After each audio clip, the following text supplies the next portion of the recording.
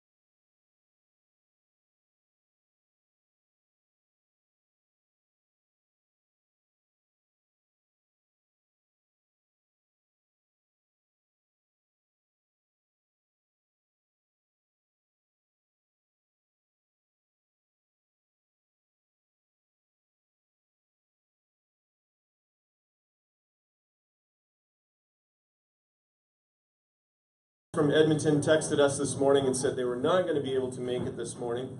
I think the roads have been pretty challenging over there, and I know the group that is coming said about an hour and a half ago that they'd be about 20 minutes late. So that tells me that probably the roads weren't the best out there. So I was in Edmonton on Thursday and got out of town literally as the snow started going, and just stayed ahead of it all the way into Calgary. So I know they were supposed to have gotten somewhere around 4 to 6 inches of snow. So anyway. All right, well, welcome here. For those of you who I have not yet met, my name is Paul Owen. I'm the Alberta Director for the Alberta Conference here, and so it's really good for us to be able to host you today. And we see that Lauren is by himself, and that's not good. They trust me. Maybe that's what it is.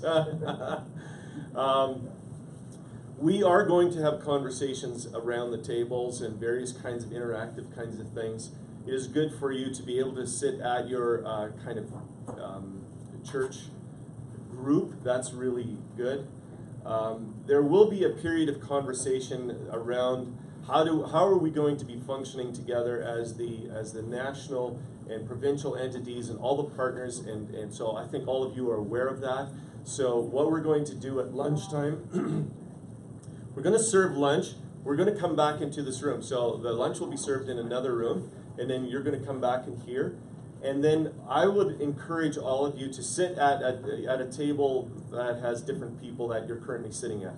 Because part of that conversation is going to be more helpful, I think, as you're engaging with other people from other churches. So I think there'll be a little bit more of that kind of conversation. Plus, we get to know other people and partners in ministry. So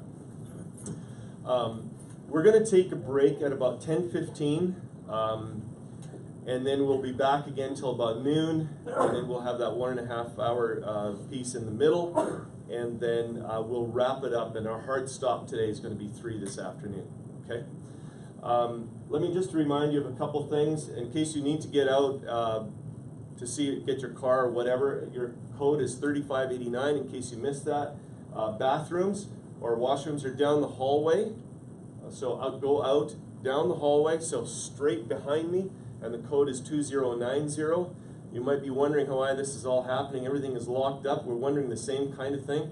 Although they've amped up the security as of a few weeks ago, there's a pot store down below us over here. So I think that's been part of the thing that they, may attract a few kinds of people like that. Although we haven't seen anything unusual here, so I don't know. Welcome. Come on in. All right, the Edmonton group made it. Yay! All right. Yeah, good. Good for you guys. Well, welcome. Ernie, if you want to join Lauren over here. Lauren is all by himself, and he needs a buddy there, and I think that would be good. So, how are the roads? The other Edmonton group from Bethel Eritrean decided not to come this morning, so they had about 6 or 7 of them that were going to come. So unfortunately, they just thought it was probably better for them not to. So it was, right? The first half of it? Yeah. Yeah. That part of the highway is just crazy. Always somebody sliding off the road there. You'd think people would learn. But no. Just stay home. Just stay home. I don't know. Yeah. Also, you'll see the network says guest, and that's the code. Jesus wept, John 11:35. That's what that is. Okay. In case you wondered. I know you were all wondering. Yeah. All right. See a few other things I wanted to say this morning. What were they? Hard stop at 11. Well, let me take you to just for a bit of a devotional thought this morning from Acts chapter 6. And I know Elton will be sharing a lot more of these kinds of thoughts. Before we do that, how many of you, who was the first one to walk in the door here today? Oh, not you counting. You? Free coffee mug. Yep. All right. Now this might. Thank you very much. Who's been in some kind of ministry, such as overseas mission, that kind of thing, with MB Mission? Erica got her hand up first. Kara worked for them for how long? Erica, how long did you work there? Or were part of it? I've done track. Are a seasoned short-term missionary. Sure. With that in mind, you get the new Multiply. I heard about this. The new Multiply journal. So I got a few extras here. So Randy, freeze and watch out. yeah, yeah. So just the new branding for C2C and MB Mission is Multiply. After January 1, that becomes the only brand that you will hear from them is Multiply. And so we'll hear more about that a little bit later on. So, okay. Let me just highlight from Acts chapter 6. In those days, when the number of disciples was increasing, the Hellenistic Jews among them complained against the Hebraic Jews because their widows were being overlooked in the daily distribution of food. So basically, it's Greek-speaking Jews and Hebraic-speaking Jews. It's a bit of a faction between those two, and one group says, hey, we're not being served, our widows are not being looked after, what's the problem? So the 12 gathered all the disciples together and said, it would not be right for us to neglect the ministry of the Word of God in order to wait on tables. Brothers and sisters, choose 7 men from among you who are known to be full of the Spirit and wisdom. We will turn this responsibility over to them and will give our attention to prayer and the ministry of the Word.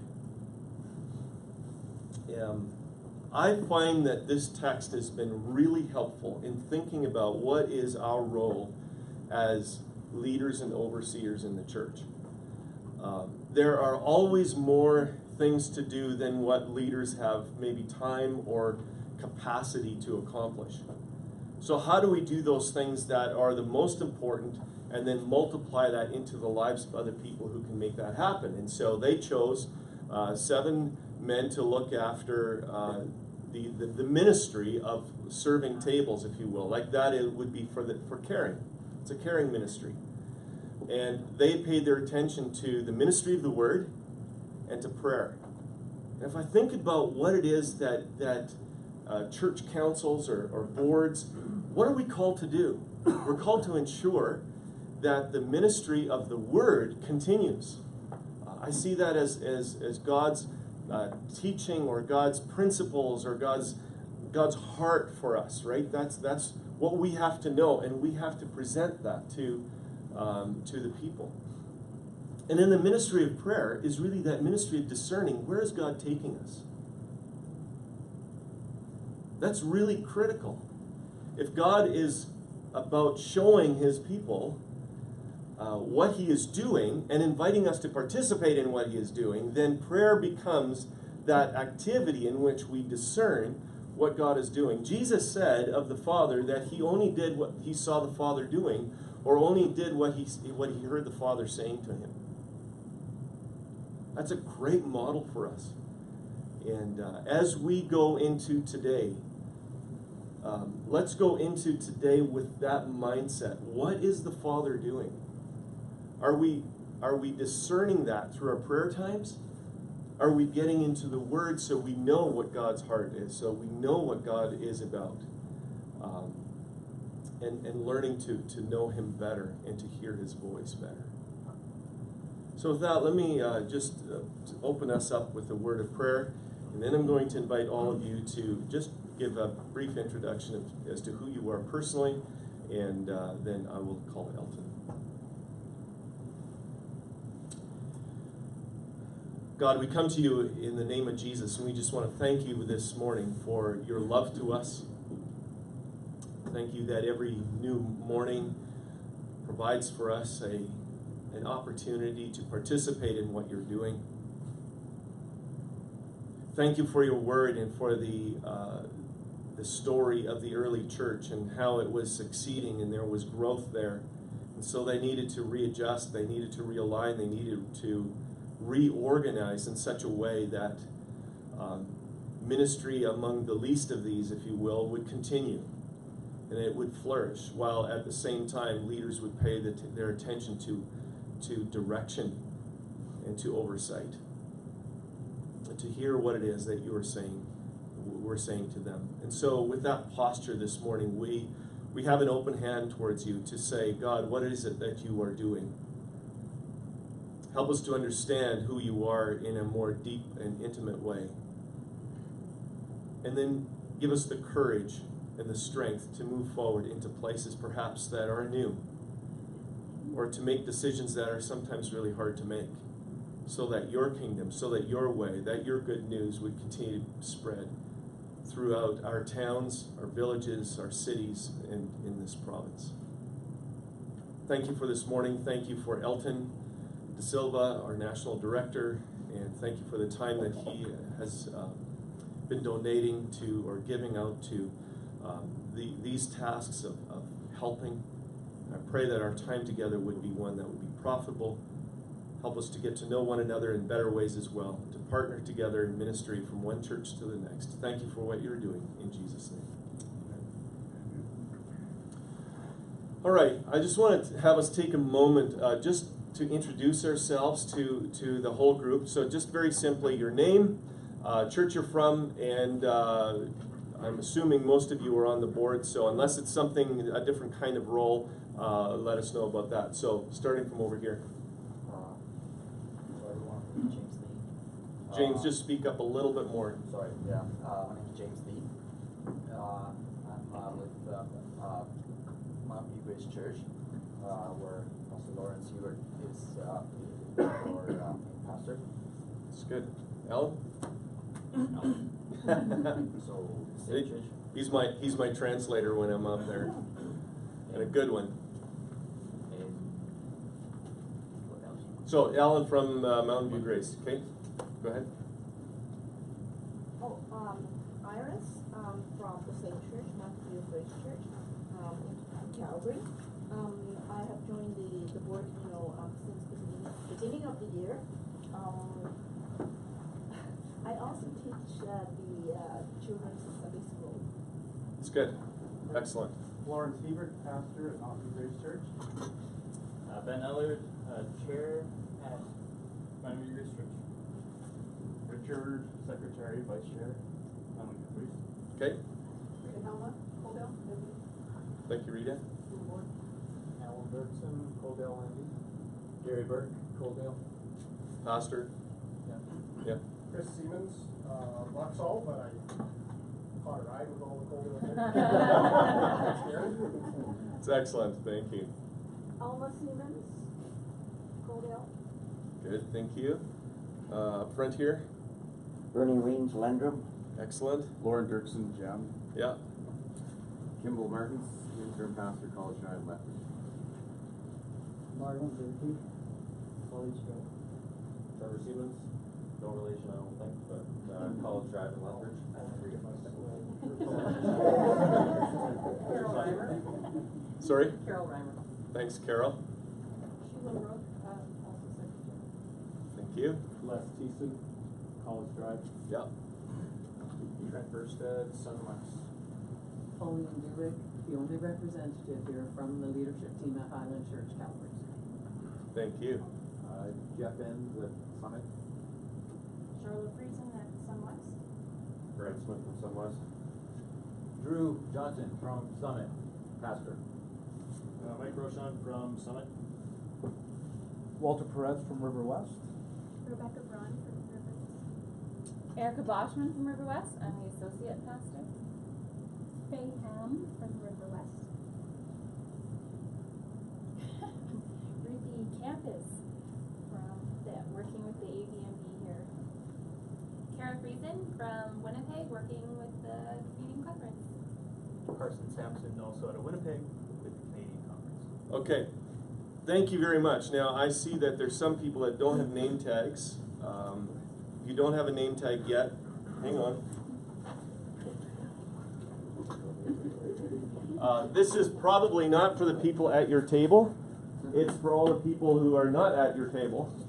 And I know that Elton would appreciate to maybe see some names as we're dialoguing and chatting. That's really, really helpful for a presenter, and so thank you for doing that.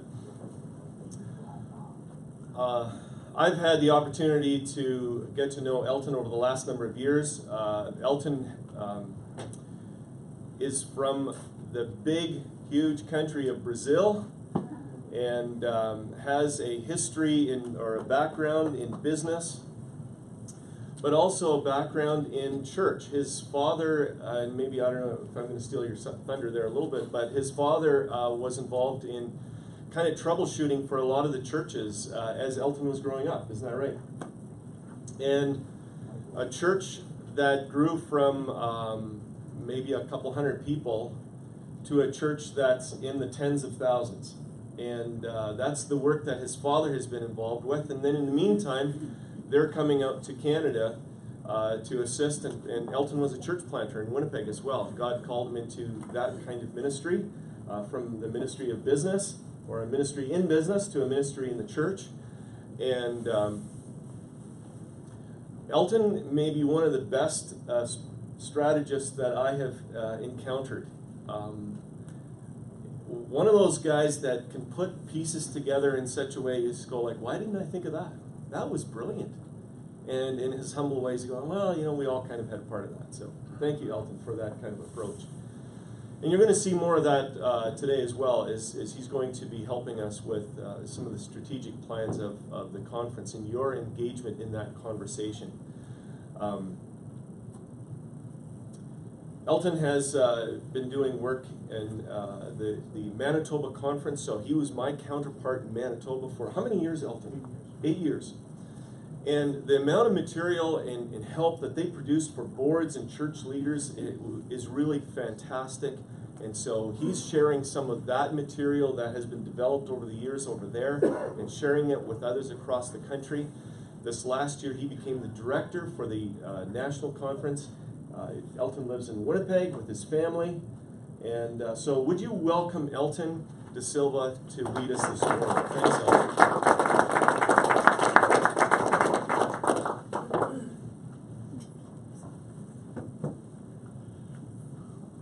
I definitely paid Paul for that introduction.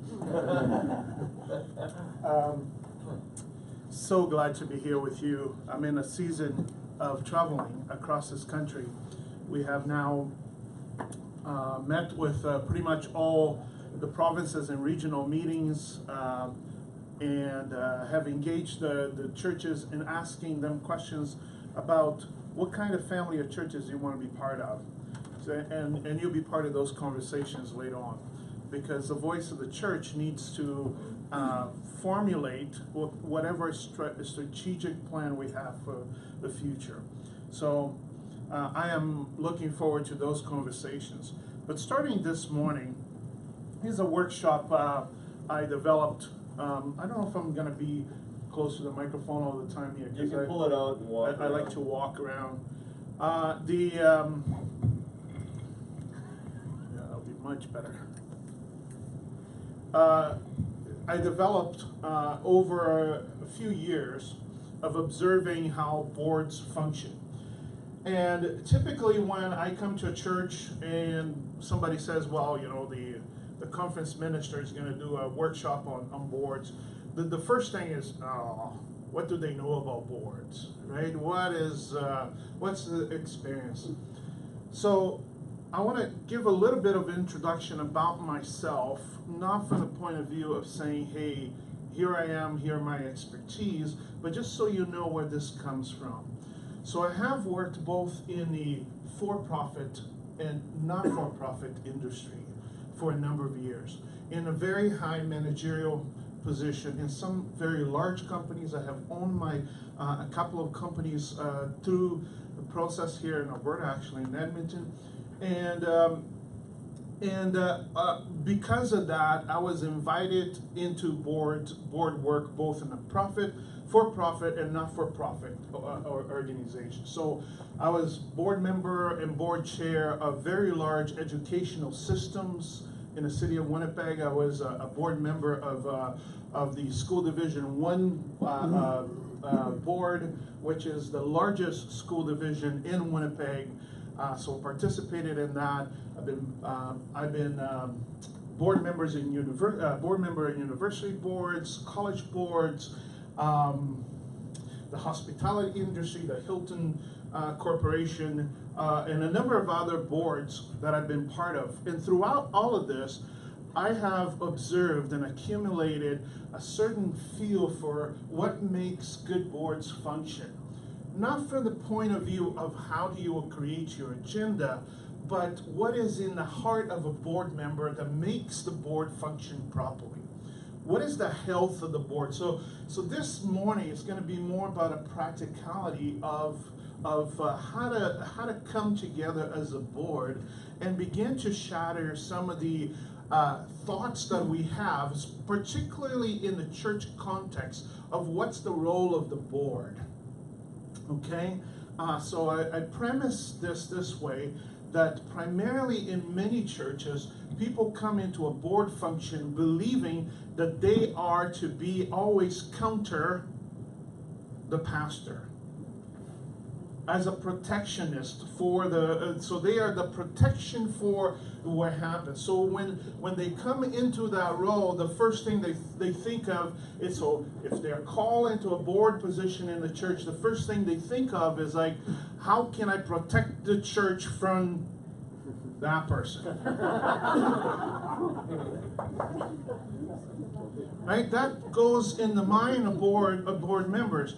And I want to shift our thinking from that perspective to, we are co-workers into this ministry that God has called us together, and we have shared responsibilities, but at times my responsibility as a board member clearly ends and the pastor's begins. And at times the pastor's responsibility clearly ends and the board member's responsibility clearly begins.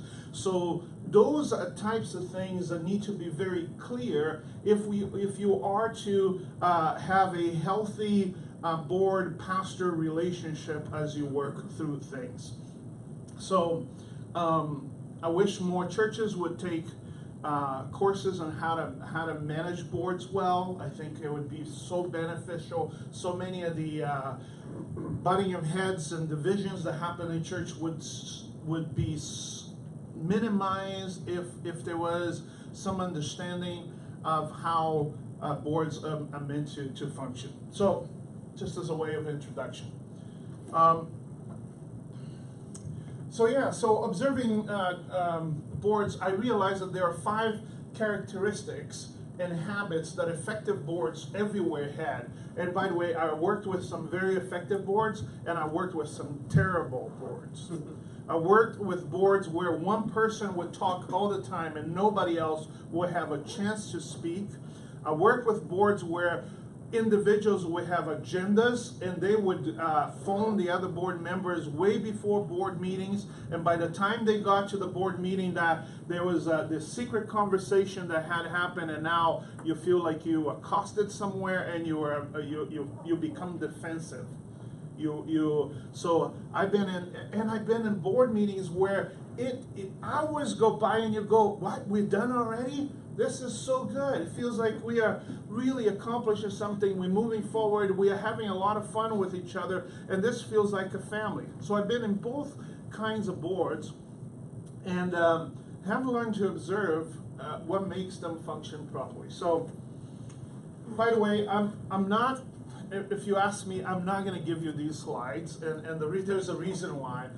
There's some explanation that needs to go with these slides. The slides are just bullet points, and it's easy for somebody to just take bullet points and take them completely out of context. So, if at any time your church say, hey, we want to go more in depth with this, let's have a conversation, and we can do that. But, what you have, the printed paper, you probably can't read it because it looks, the words are so small.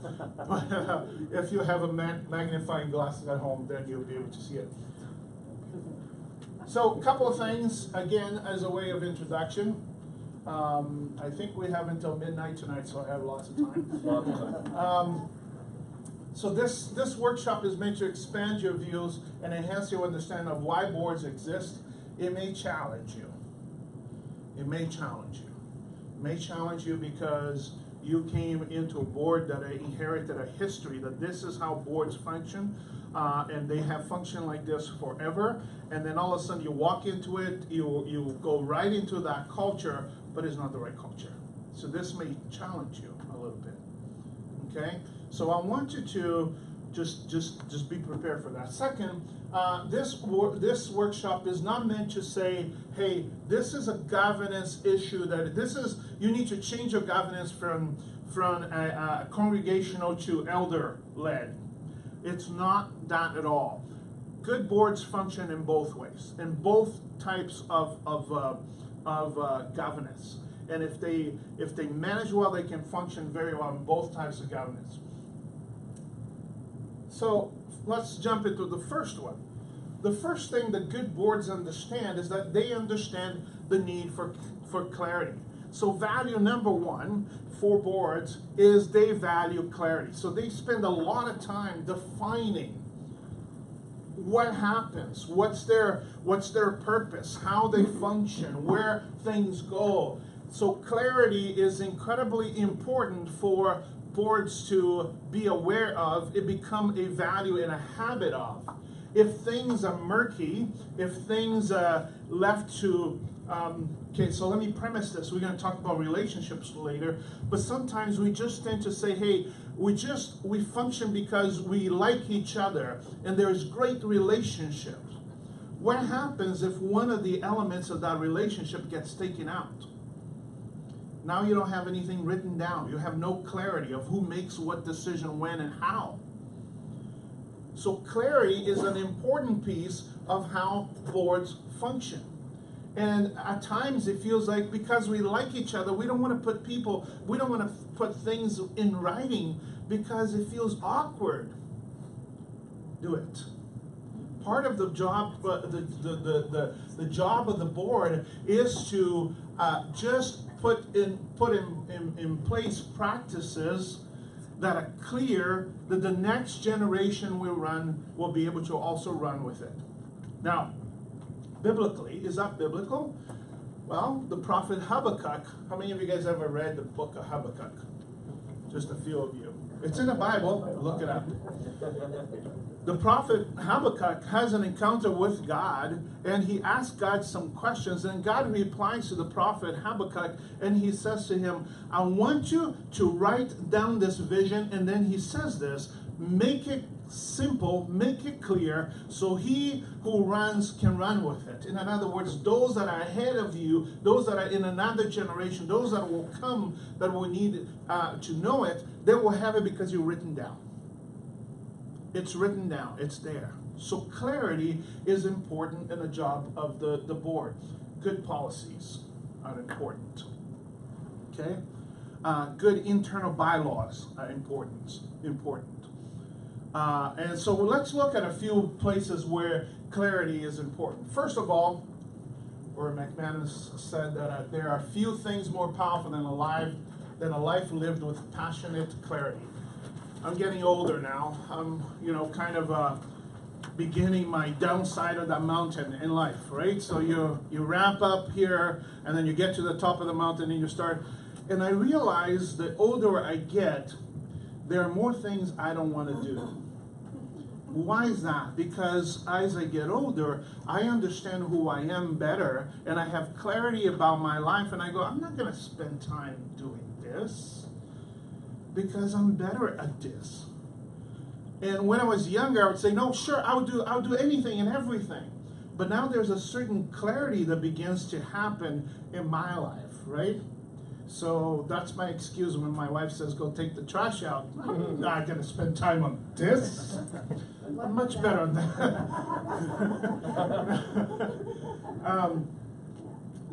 No, the reality is that you begin to have a clarity. And for me, it's been amazing these last few years, and it's particularly the last 5 years of my life. I have a completely different understanding of who I am, how my relationships are formed, what how good I am at certain things and how lousy I am at other things. I'll take it for example. I am really lousy at relationships. I am, and I realize that. I'm a strategic thinker. My mind is always thinking about next step, and how this fits in here, how this fits in there. It's not easy for me to develop deep bonds with people in great relationships. So I realized that about 5 years ago. So what did I do? I created a strategy so I can build relationships. Because I knew I was good at strategy, I was lousy at relationships, so I created a strategy so I could have a relationship. I actually teach in that as well. I made a diamond. I created a diamond piece. Carson designed it for me. That it's about building relationships, and that's how I live my life, right? So I kind of formulate that, but that I understood. This is how I function. This is the way I am. So I'm not the warm and fuzzy person, right? So I had to understand, I had to move away from the pastoral place because it wasn't just, if you come for me for counseling, I'm probably going to say, just quit that. Stop it. Get over it. Right? There are people that are much better at just being compassionate and say, oh man, I just really feel for you. So it's not, but you come to me and you say, I got this problem, I want to get there, but I'm here and just don't know. I go, oh yes, let's just sit down, let's map this out, this can fit this way and that can go that way. So I'm living in the last 5 years with a certain level of clarity that is, that there's a freedom to it. Because before I was trying to force myself into things and areas and places where I just didn't feel right. So, and then I stopped. The other thing is I stopped. I don't know why I'm talking about this. Sometimes when I go into certain thing here, it just means that God is speaking to someone and there's somebody that needs to hear this. So I'm just going to follow what I feel in my gut. So I'm just going to tell you this. And one of the other things that happened in the last 5 years is that I stopped making excuses for how I am. I stopped saying, oh man, I'm so bad at this, I'm just lousy at this, and I'm so sorry about this, and I wish I was. I stopped because I was living under a certain level of bondage. So in the last 5 years, I have been able to find a freedom in accepting that God made me this way. I learned along the way, but I'm at a point in time in my life where I can now say, hey, if these are the things that God has put before me, I'm going to put my energy in these things. And I'm going to call alongside me people that are good at the other things I'm not good at. That's the other way I hire. So when I hire people that are good at the things that I'm lousy at. That's what I do. Okay, I don't know what I'm saying, but if this is for you, just take it with you. It might be something that God may be saying to you. So what are some of the things where boards needs to have clarity on? First thing, very difficult thing, is boards, they need to have clarity as it relates to the flow of authority. There has to be a clear way to define who is in charge, when, how far.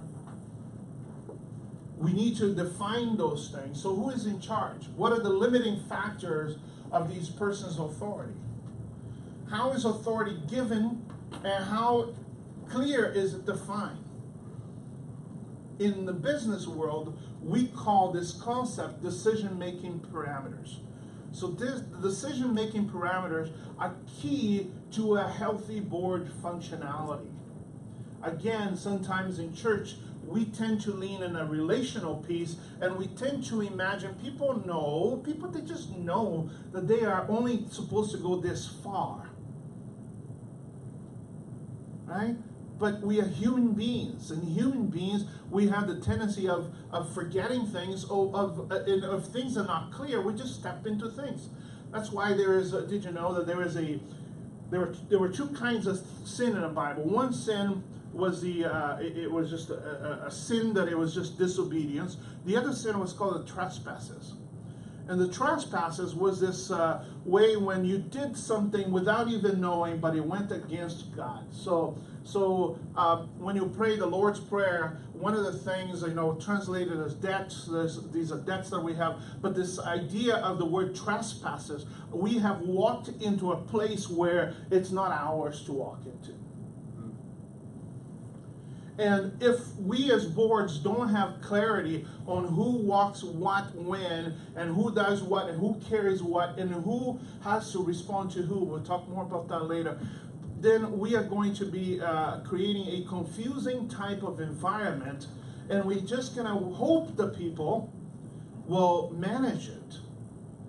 But as you know, relationships are messy. Okay? Relationships are messy.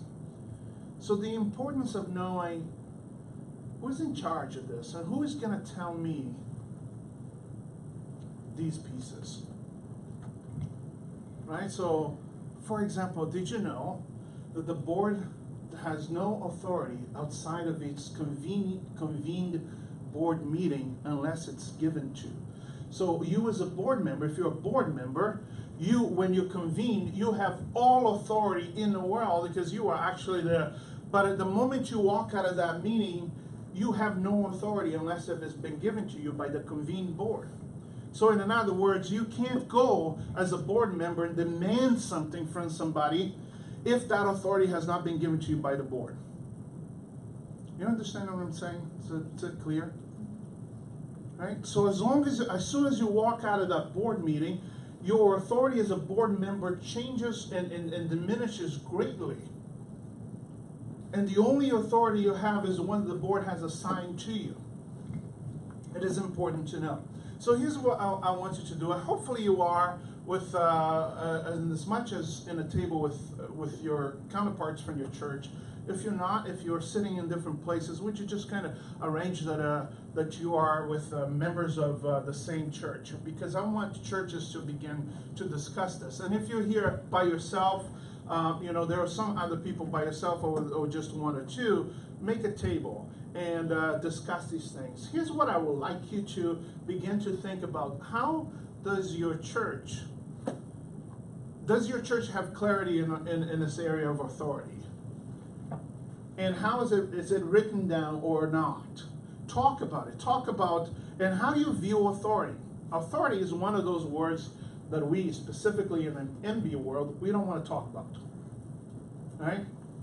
We want to be humble. We don't want to walk in. But it's interesting because throughout the Bible, from Old Testament and New Testament, there's a call to walk in the authority of God. And in other words, you got authority from somewhere, and you're getting that authority from God, and you're walking in that authority from God, right?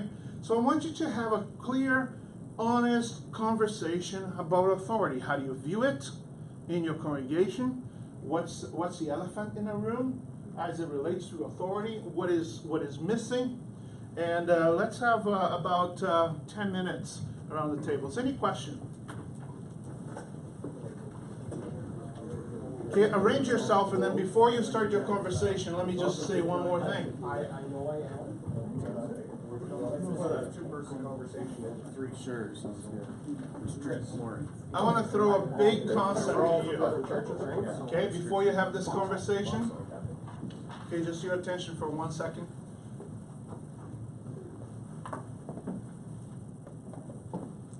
Okay. I want to throw what I call big concept. Here's a big concept. All authority is derived from the mission of the organization. Okay, this is key. It might not seem like something, but it's key. You don't have any authority other than the authority of why that organization exists. So you as a church, the first clarity you have is why do you exist? And because out of that, you start distributing authority to perform the mission of that organization.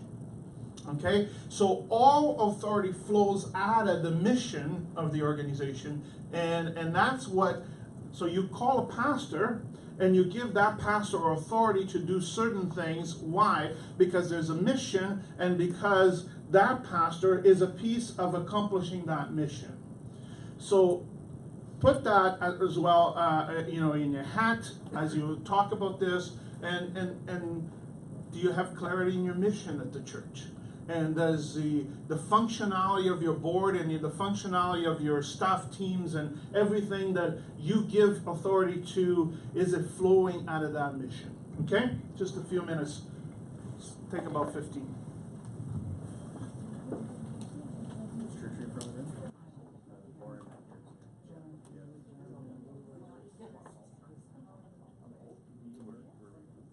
I'm from Lender.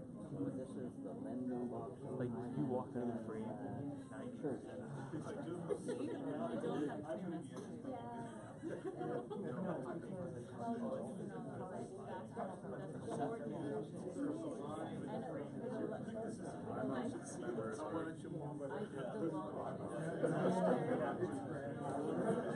So this actually I'm the next board member, but I'm a member of a board committee that is charged with the liaison between conference commissions and member members.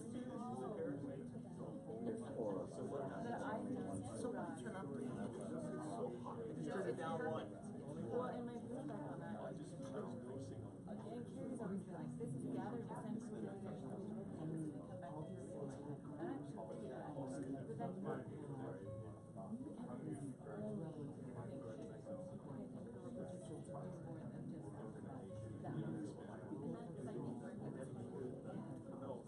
Yeah, well, him, yeah, that was big, and him and I had a long talk on, or a lot of talks on it. Around 140. And that's why I was so excited.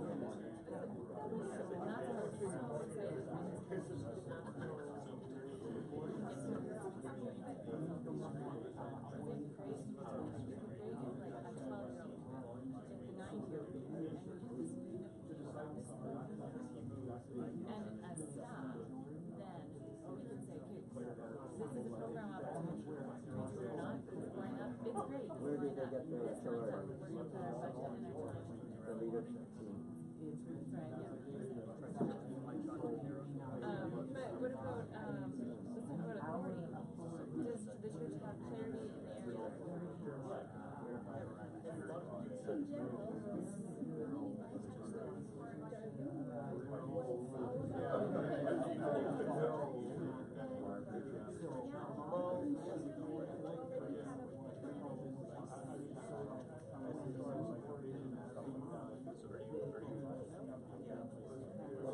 What would you describe as your mission then? Where the authority comes from? so he really stepped out into the authority and response to him.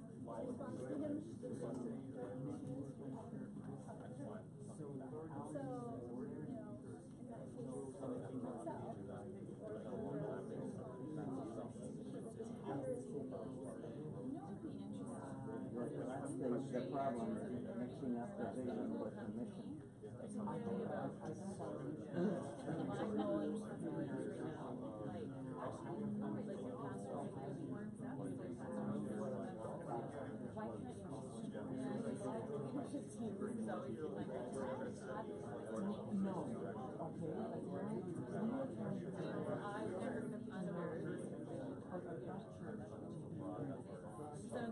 have a pastoral care, they should have like a brief, but I wonder if we should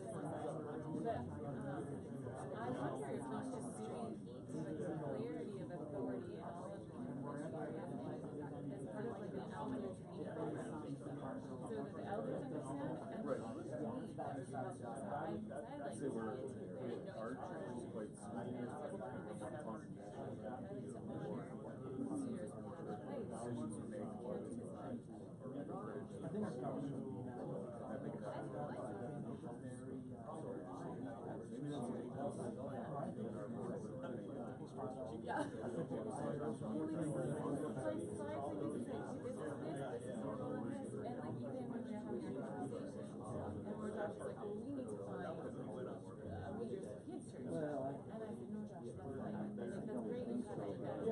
really like but we need to make sure we're not to be going back involved to in the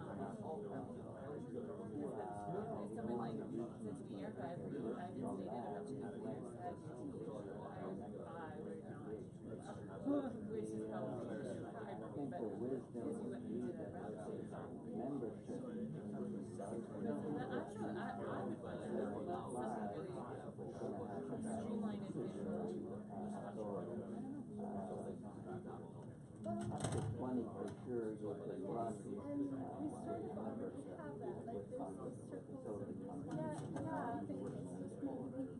But once you get Yeah, you're right, and I around teach it in practice. and then you have He had so many questions about governance and blah, and I was like, okay, I know to like step back never and a like bad idea. understand it about Where's the eraser? No, yeah. Authority comes from Big one. You know your mission statement. Is that a written mission statement? Yeah. I'm gonna go and ask if we have one. Maybe we do. Yeah, well, and I'm glad you're doing the announcement this to me, because it presents clarity, because, if we don't talk about, we'll assume what we have is what we're doing, and I'm very careful to message over, I am really clear, but, so I'm really excited. And I was looking at the leadership team, and the question was, does your church need clarity in the area of authority? I think it actually does structurally, as far as like, they elect the board or the leadership team. I answer to the leadership team, and, or I guess the lead pastor would answer to the leadership team. I answer to the lead pastor. Shelley answers to the lead pastor, and ministry leaders are our responsibilities. And it goes down like this. Something that I think would be interesting if we could find ways to hold those voices to the greater congregation. Like, this is your board. I've been thinking a little what we can do in the year, but maybe each board members on Sundays or something, just to remind people that you are the board members, and that you are the face of the board. Does that make sense? I think you're missing the point. You've been on the board a lot, and you're a region host, and so then you're facing there. But not everyone has that gifting, and I don't think the board is directly not relevant. So there's no shame in that space. That has nothing to do with it. That's not, that's well, I think that has to be dispelled and very when you delegate authority to the facilities commission, they have to report to the membership. But they are the effectors of that authority. And once you've given that authority, then the membership steps back and says, no, we've delegated that authority. It is now their authority, not ours. But there has to be feedback. Well, that is such a good way of framing it. At least once a year at the Your annual power lies to in say the what we did. and then when you actually, as soon as you walk in the door, it's like you empower So yourself, I think unless you were you've been going a little bit negative That was such a, because I was not in the chain of command, the chain of authority. So I'm gonna, we'll make that huge. Once you've accepted authority, you then have the responsibility to check back with your members and tell them what you did.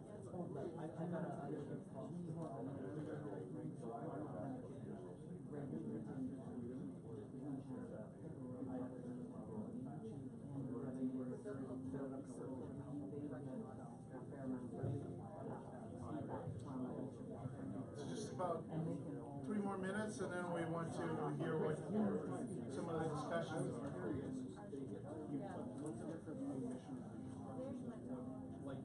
I know there is, but I'm curious to hear, like you right away picked up on vision. No, not that I know of.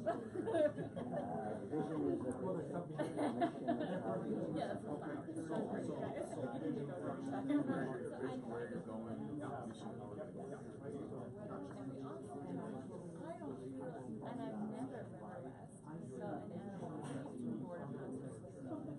When he said that, they were doing it, like not River West. And I've seen it elsewhere, but I've seen it elsewhere too. It's like we're on the team, and maybe that comes from like a longevity of series. Right. Just that last bit everyone should go back to. Yeah. Not advocating for Bible and not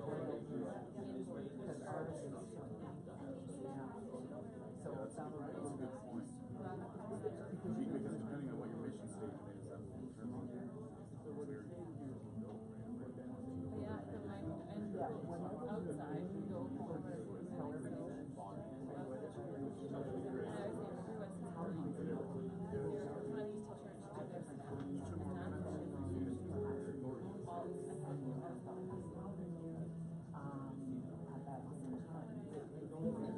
I know, gold star for all.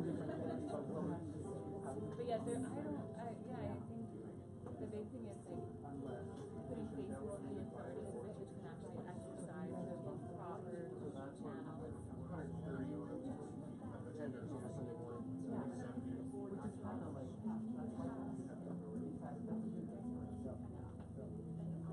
What would, without having written down and what would you say is No, and I almost think it would be more effective to adopt a handful of families that you FaceTime with them, because some of the churches like Venus, they kind of meet once a year, and then they my mom is like, you did this job and you did this job, and you two or three different big ideas that are all like one is we're here to reach out. what is the purpose of teaching the gospel?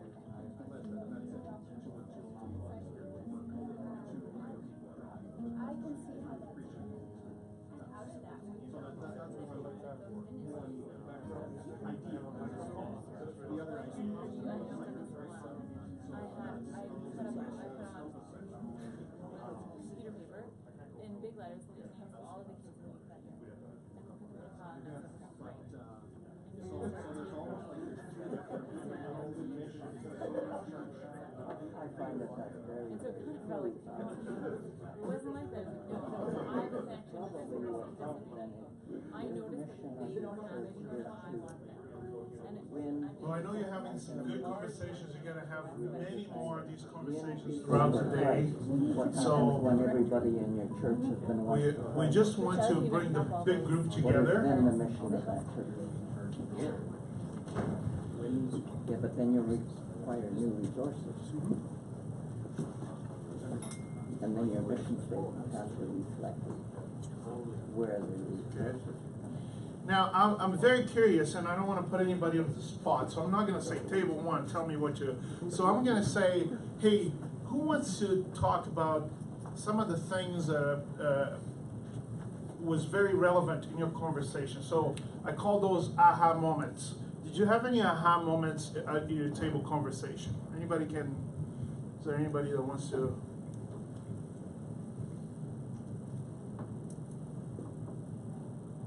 No aha moments.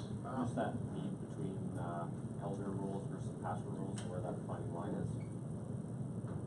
You mentioned, where the elder responsibility stops and the pastor starts. Mm-hmm. So, what are some of the things that challenged you in this first piece? That you go back, so put your church hat on, and you think, what are some of the things we are just not doing right now that this all of a sudden highlights to us? We're actually in the process of doing voice division. We clarified our vision, mission of the church, and are looking at our governance structure. Actually, what it feels like we realize that there's some challenges with our current. We recognize that we say some things, but we do things differently, and that's not clear. Right. So in the last, actively working Good. Who feels overwhelmed by the conversation? Is there anybody that feels like, oh man, there's so much work ahead of us? No, that's good. Okay, we'll get heavier as we go. We had a little bit of a hiccup when we couldn't agree what the difference between mission and vision. Now, in business or in a company, the mission is what you want to do now, and the vision is what you want to grow to or become in the future. Can you relate that to a church setting? Very important question, Artie, because the reality is that for nonprofit organizations, the blur line between mission and vision is a lot thinner than it is for for-profit companies. So for-profit companies will say to themselves something like this: we'll grow our overseas market by this many percent by the year such and such. That's a big vision, right? So that's what they want to do. And then they will come back and say, and the mission is to serve those markets in this way. So that's the mission that they have. So they will have a vision of getting there and a mission of how they're going to do it. In the for-profit, the line is so thin because, and my advice for churches is, regardless of what you call it, a vision or a mission, have something that indicates your direction. This is where we're going and what we value in this process. So yeah, you're right. Vision is that big piece. Mission is what? So it's a big piece you haven't got to, but you want to get there. And mission is the process by which you're getting there. Does that answer your question or clarifies a little bit? Well, if we can go with that for the rest of the day, that would be nice, yeah. Okay. Okay, and the reason that came up is because we have it the opposite way at our church. Our mission, the way we have looked at it is, everybody in this room will probably have a very similar mission. Like, what are we doing? We are helping people to follow Jesus Christ and help others know, love, and serve Him. But then our vision may change depending on what year, how God's leading. So have we got it backwards? No, I don't think so. I think that, to be honest with you, I think we can nuance mission or however we want. There's only one mission. Go and make disciples in all the world. That's the mission of the church. Okay. So you can nuance it and you can call it, put some elements in it, but that's the mission of the church, and the church is called to do that. Now, you can have a vision that says, we are going to have 10 campuses in the next 10 years. That's the vision we're driving through. But we do this because of the mission of making disciples, right? So that is the way to do it. But so when I was a pastor, my board wanted to sit down and just come up with a beautiful statement of mission, and I said, what's the point? We have a mission, it's in the Bible, go and make disciples. And it says what we need to identify is how we're going to do this. How are we going to do this, right? That was the thing. But I don't go against any church that nuances the go and make disciples pieces, right? I don't go against it. I'm just saying, if you don't have that in your mission statement, you need to put it in there. It needs to be about making disciples, because remember this authority thing? The only authority the church has is the authority received from God to make disciples. Now let me just say something. It's going to shock you. So hold on for a second, cringe for a bit, but then I'm going to explain why I'm saying this. The mission of the church is not to introduce people to Jesus. It is to make disciples. There's a big difference. Because sometimes we are really good at saying, come and say yes to Jesus, but we are lousy at letting them become more like Jesus. So we stopped at the first step. That's one of the steps, is to say, hey, there's a Jesus who loves you and wants to save you. That's important, really important. But that's not the goal. The goal is to take those people who said, I want to know Jesus and walk alongside them, a lifelong walk of making them more like Jesus. Come on, somebody. Yes. Amen. Right? So if we grasp this, it changes the way we do the business of the church. Just completely changes the DNA of the church, and everything we do, it gets changed by understanding this. We have one mission. Again, we are just going a rabbit trail here. I'm preaching to you, but I'm sure you know this, but I wanted to say that anyhow. Any further comments about authority? No? So how do you change a culture where you're having problems with, this issue of authority because everybody and their cousin is making decisions? I've been to churches like that, right? Where everybody is making decisions. There isn't a clarity of who makes decision where and when, what's the authority of the collective church, and what does the church makes decision about, and what does what does a small group of people is empowered to do, those kinds of things. So how do you change that? Well, there are 3 words I want you to keep it with you for the rest of the day. Those are these 3 words: conviction, construct, and culture. Okay? So the first thing you need to have is a conviction. So it has to be part of what you believe, that authority and clarity of authority is important. And this will work for anything. So you want to change the culture, you have to work at these 2 things. Okay? So conviction needs to come first. So you need to do Bible studies about authority. You need to sit down and pray together and talk about authority, define authority, all of those things until it becomes part of your day-to-day DNA. So you understand it. By the way, people who understand authority do not use it heavily. People who do not understand authority are the ones that you got to worry about. People who understand authority walk in it with a gentleness. So my boss at the Hilton Corporation, a guy who is a high up millionaire CEO, he is just, but he led us from a simplicity and a way of just bringing people together that was just amazing. Now I had underbosses, I had other people that were not as high up as him that walked around like, I'm the king of the world and you got to do what I say. So people who do not understand authority tend to misuse it. People who understand authority, they know how to use it well. They know how to use it well. Now, did Jesus have authority or not? Yes or no? Yes. He had authority. He called a dead man out of the grave and been there for 3 years. That's authority. Or 3 years, 3 days, sorry.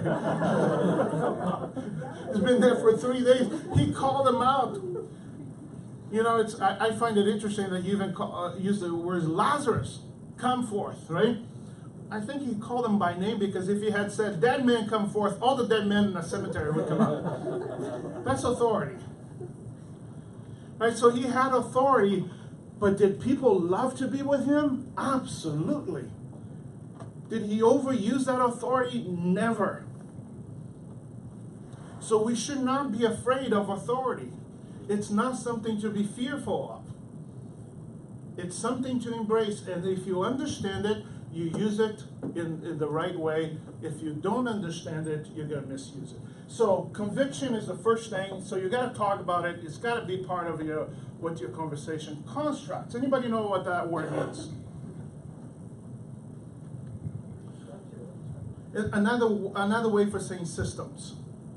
So you have, it's part of your DNA.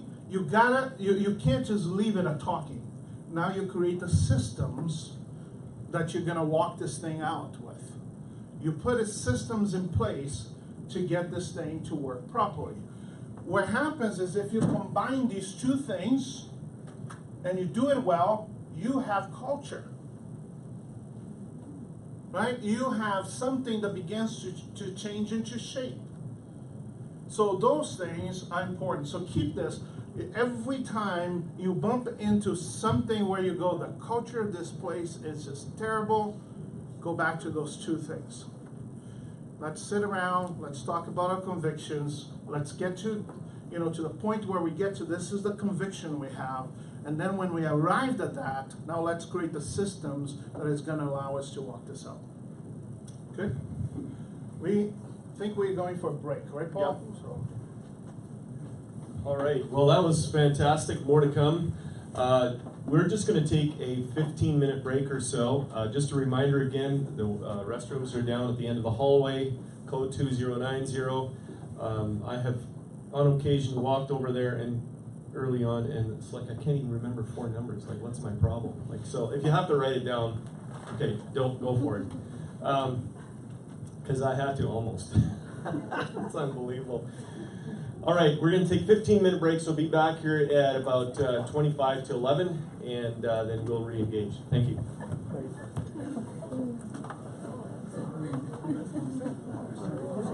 Oh, there's more coffee and all kinds of good stuff right next door over here. So.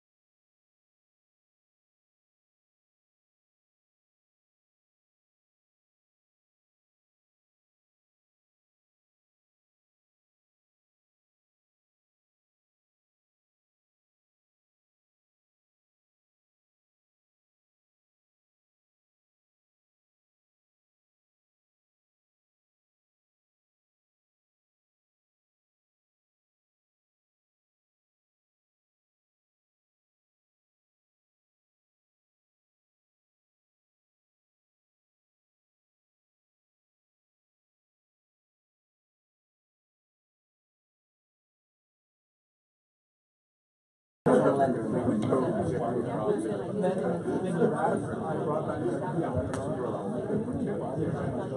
No. Okay,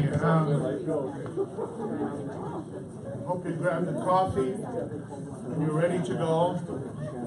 We're going to continue to talk about clarity as a value, and we're going to look at a second piece where boards need to have clarity, and that is clarity as it relates to accountability. So this is a matter of reporting. You know, who do you report to, and what kind of things you want to report on. So, you know, what are the things that you've been giving authority to perform, but how do you come back and say, hey, we performed this is how it works. So accountability is really important. Who is accountable to whom? It's really important that you define. Now, we have had situations in boards where pastors will have many bosses. So there will be the whole board as a boss to a pastor. Then they bring somebody and they call the lead pastor, and they put that person under the lead pastor, but it's actually not really under the lead pastor. So there's this confusion between who is the person accountable for. So the youth pastor says, well, should I be accountable to the lead pastor? Should I be accountable to the board? There is no clarity of accountability. Who is going to sit with that person and say, hey, you're just not performing the way you're supposed to? You know those things you're dropping? Or, boy, this is great, the stuff you're doing. How can we build that up? How can we increase that? How can we resource you? So the idea of having clarity around accountability is key. You know, how clearly understood is the flow of accountability? We call it in the business world the reporting relationships. Reporting relationships. Do you have that clear in your bylaws, or in your governance, I should say? You know, do you have a reporting relationship? So who reports to whom? Then what kind of reporting systems you have in place? It's not just about who you report to, but what kind of data or information is being collected, right? How are we helping this? I'll talk a little bit more later in the area of relationships about when we go to timely. There's something we're going to talk about, timely collection of data. But we have to have systems in place that not only just say, hey, this person responds to that person, but what does the person responds about? What are the things we're collecting? What's the information we want to gather here? And are we tracking that? Are we keeping track of this? So I'll throw a little nugget here. We'll talk more about it later. But here's what happens typically in a church context is we have an annual review of our staff, right? Annual review of our staff. And sometimes we at the annual review we got at that time, so a month before the annual review, we got as much information about this pastor, this staff member as we can. We put it in a paper, and then we sit down with them, and more times than none, that pastor gets completely surprised about things. What? How did that get here? Why? It's because we haven't been tracking. So at the end of the year, we try to do a year's worth of collection, and the person can't help but be surprised by certain things that are in there. Right? So how do we create a system of accountability where people are tracking with you because they are informed of the data you're collecting on the way that they are performing their job, their duties? So not just who you report to, but how you report to and what you report to.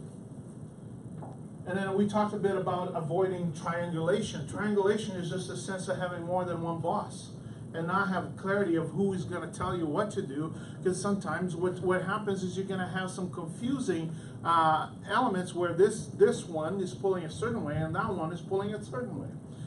I worked with a church for 2 years in a consulting role.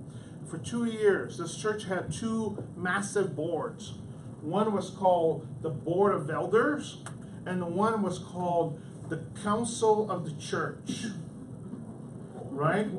And so the Board of Elders were people that were called in and given some unclear authority. They just said, well, you are our spiritual watch care. So you're the Board of Elders. What does that mean? We don't know. So they assumed a whole bunch of things. And the council, which was a board of representatives, so the youth leader, the council of representatives of the church, also assumed a whole bunch of things. In the middle was this pastor. The poor pastor was pulling his hair out because this board is telling him, you do this, and that board is telling him, you do that.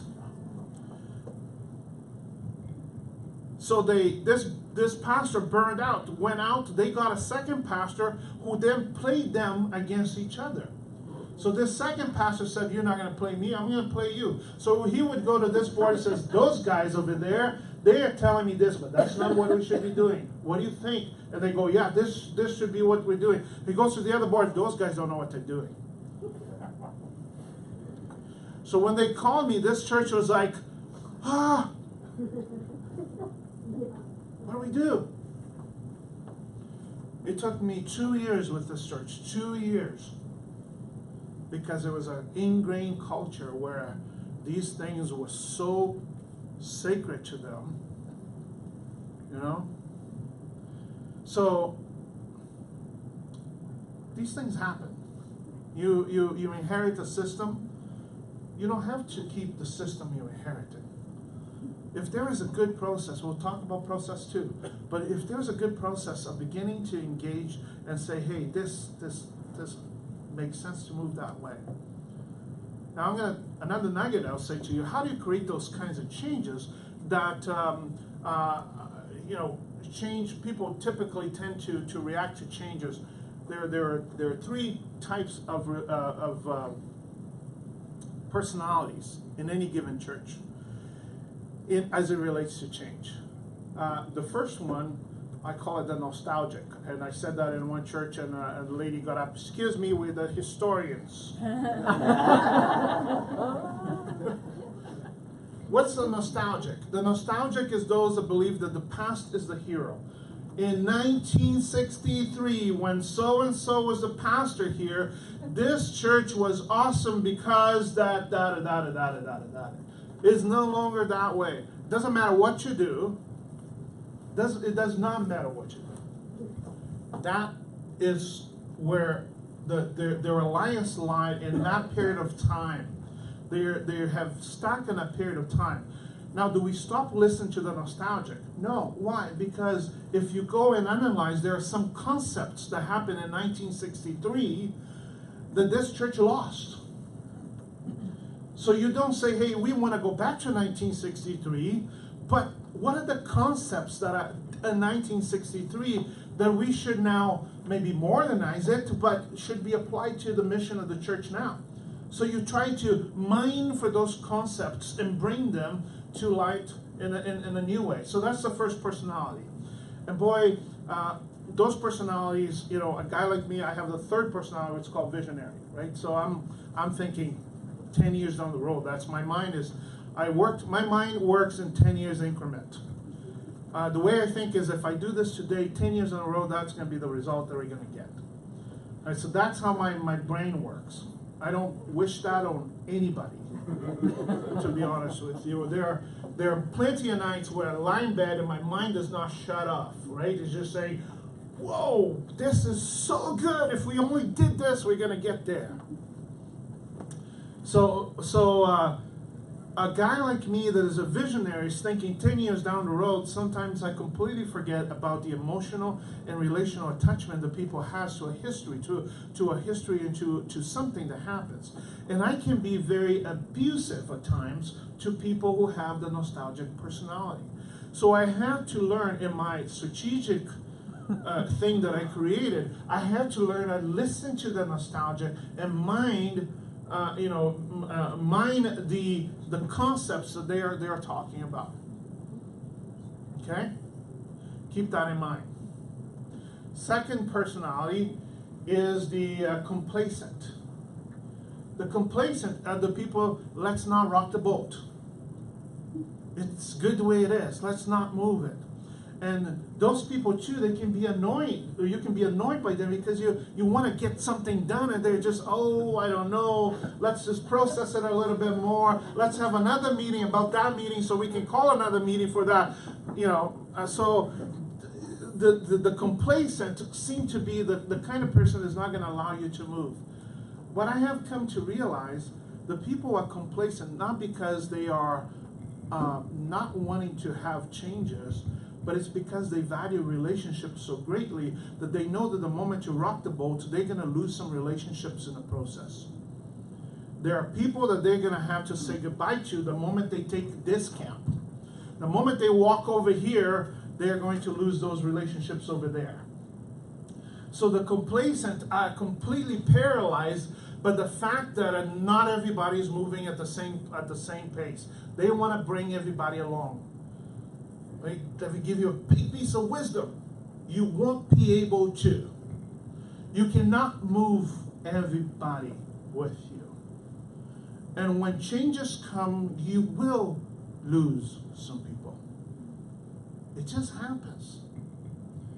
It happens. Now, did it happen to Jesus? Well, the Bible tells us that we always talk about the 12 disciples. But the Bible tells us in the book of Luke that there's somewhere around the neighborhood of 500 people that were with Jesus. And then Jesus talks about people eating his body and drinking his blood and all, talking about his death. And then all of a sudden, everybody leaves except for the 12. Then Jesus goes to the disciples and says, do you want to leave too? And they said, well, where are we going to go if you bring, you have the eternal food. I can't remember the terminology now, but the reality is that when you introduce something, some people are going to say, too much for me. Too much for me. And you need to realize that you need to be prepared. So you need to be prepared to have some good exit. So you can disagree in a direction as long as you don't burn the relationships. Okay? Don't let people leave mad. Don't let people just say, hey, we disagree on this, but let's be brothers and sisters in Christ. Sometimes you won't be able to do that either. Okay? Some people are going to be mad because they don't see the change, they see you as the change. Right? They see the board, or those are the people who took what we liked away. So you become the face of what happens. But in everything, this is what the Bible says, and all that is necessary to do, all that is necessary to live in peace. Right? So we are going to pursue that. As people exit, as people are mad at us, we're going to pursue that. We know we're not going to walk together on this, but let at least part in a good way, and as much as we can. Accountability, very, very important. Okay? So, clarity in the area of accountability. Do you have that as a board? Do you have a clear accountability systems? Do you know what you're going to ask your staff people or your staff members? Do you know what you're asking yourselves as a board? I mean, sometimes we as a board, we sit down and we just create all of these great things that we're going to demand of the staff. How about us? What do we demand of ourselves? All right? So, do you know what you're doing? So, I want you to huddle again at your table and talk about accountability. What systems do you have? What is not working for you? And what do you think is it's a good process moving forward if that becomes a reality for you? So, just let's take about 10 minutes.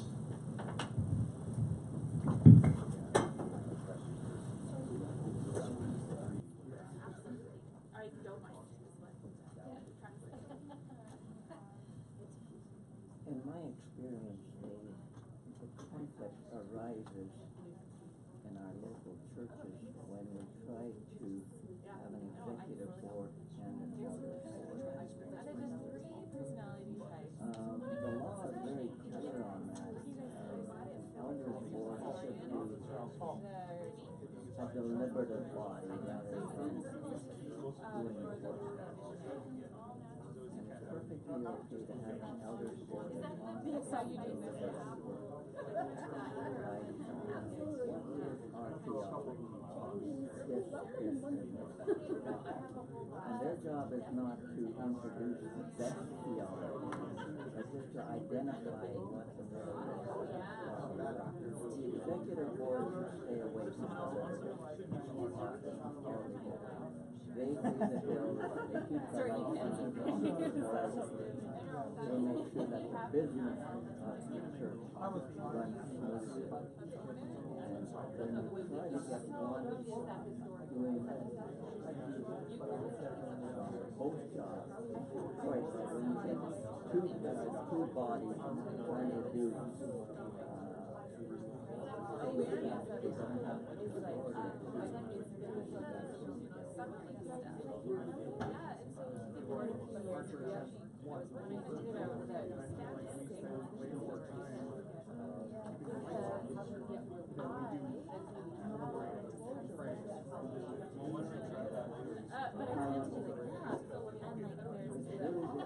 I've been church board for a long time. The people that gravitate to an executive board are not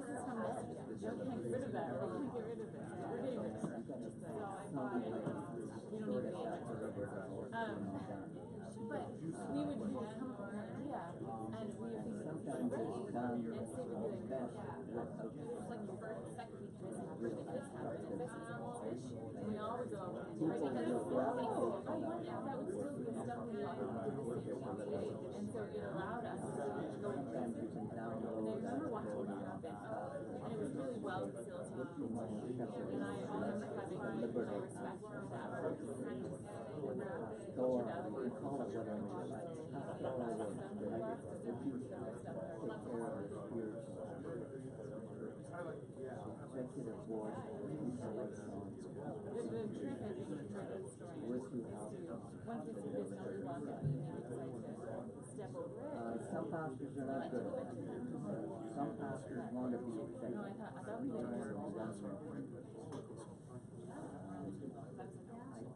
Those people, I am very good.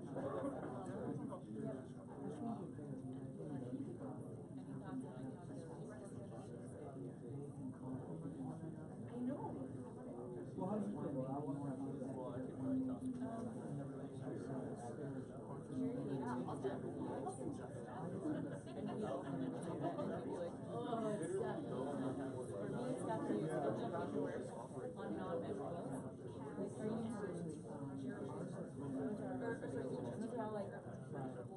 non-measurable. Did you meet your goals? Which is I would write up. And I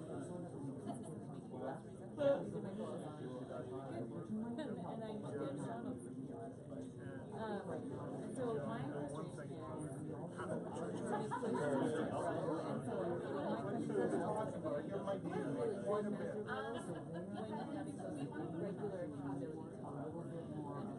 What does it look like to do something like this quarterly and not have it be a dream that doesn't result in nothing? And how does grace fit in? No, I mean, this sounds like something that just the air of grace.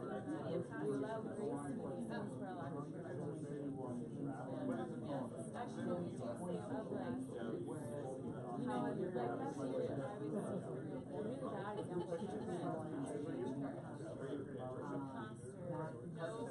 I'm filling up my sexual advances. But I'm not actually came to light that he was stuck at a very distinct I can only demand so the elders told us before a bit. Oh my goodness, let me ask you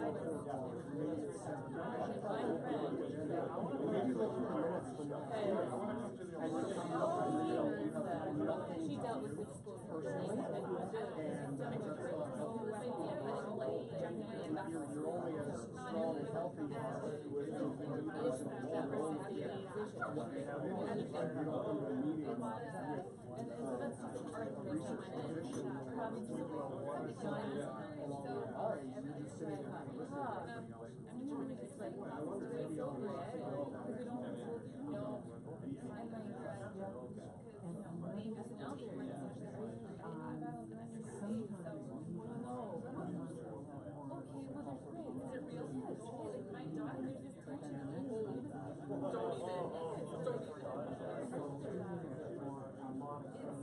Yes. Like my daughter, there's this teacher. Don't even. So I don't see my teacher. At work, it's more important than these are okay. When I worked at Ricky, but like there's no point in standpoint because when I like your sales where this is the item number goal. You hit this, you exceeded this, this. What are the steps you're gonna take? And it was like everyone. It's harder to do when it's like every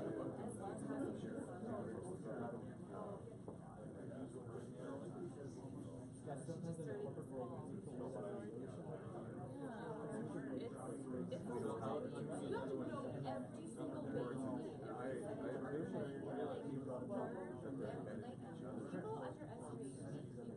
People underestimate people who just want to say that. Andy Stanley says that anything like just say it. And like I don't know what we meant, but it's because I don't think like I want to see depth and I want to see richness and yeah, make disciples. But I don't want surface level disciples. I think that's 3 hours. Yeah. that's the service, and so it's to me it's deep down, not just like my my intention is like that. And those things are measure by an ambition that was practical hours. That wasn't like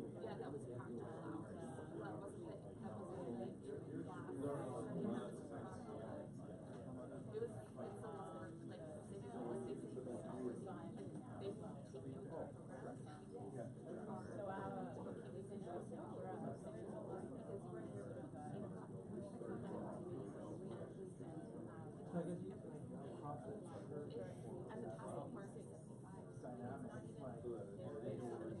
for example,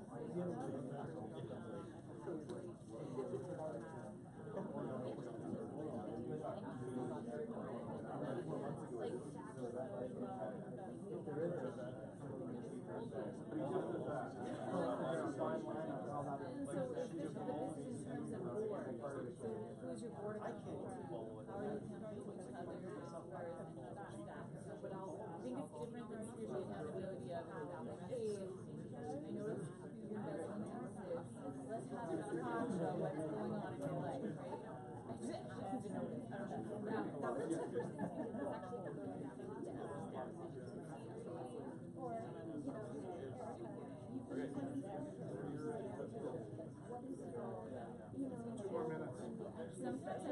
Two more minutes and then we'll come together again. Like just your starters, it's like you feel 40 minutes. Two more phrases. What do you want?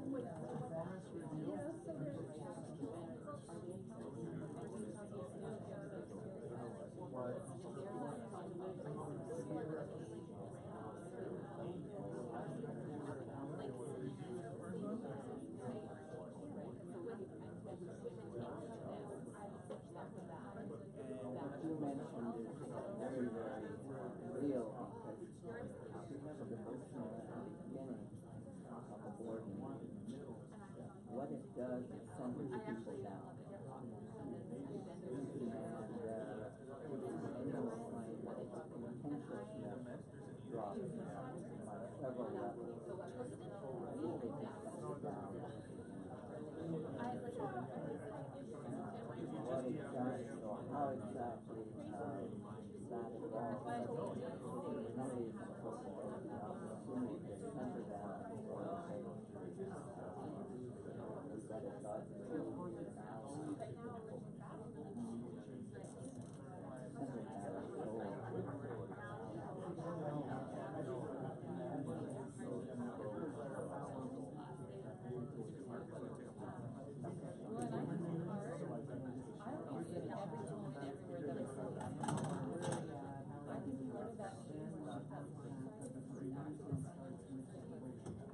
30 seconds to wrap up your group conversation. Pizza works well.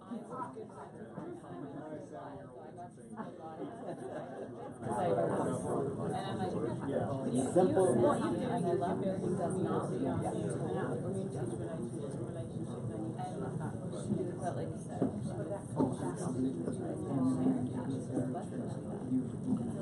So if you're very interested, I'll let you wrap up your conversation. So be very interested to hear some of the thoughts around your table in the area of clarity as it refers to accountability. So I don't know who on your table wants to speak of it, but I had a question. I've worked in sales, and accountability in sales is great. You make your sales goal or you don't, and that's great. It's measurable. In nonprofit work and in pastoral ministry, as a pastor, what measurables do you use? Like really, to hold myself, how do they hold me accountable to these measurables? And I always wrestle with how does grace fit in? Because I think sometimes we're in the habit of letting people continue on in poor habits and performance and say, well, you know what, there's grace here. And there is, but this is reporting and accountability. And so how do you handle that? so I'm gonna actually, the next phase of our conversation is responsibility, where we're gonna touch on that particular thing. We're gonna talk about that.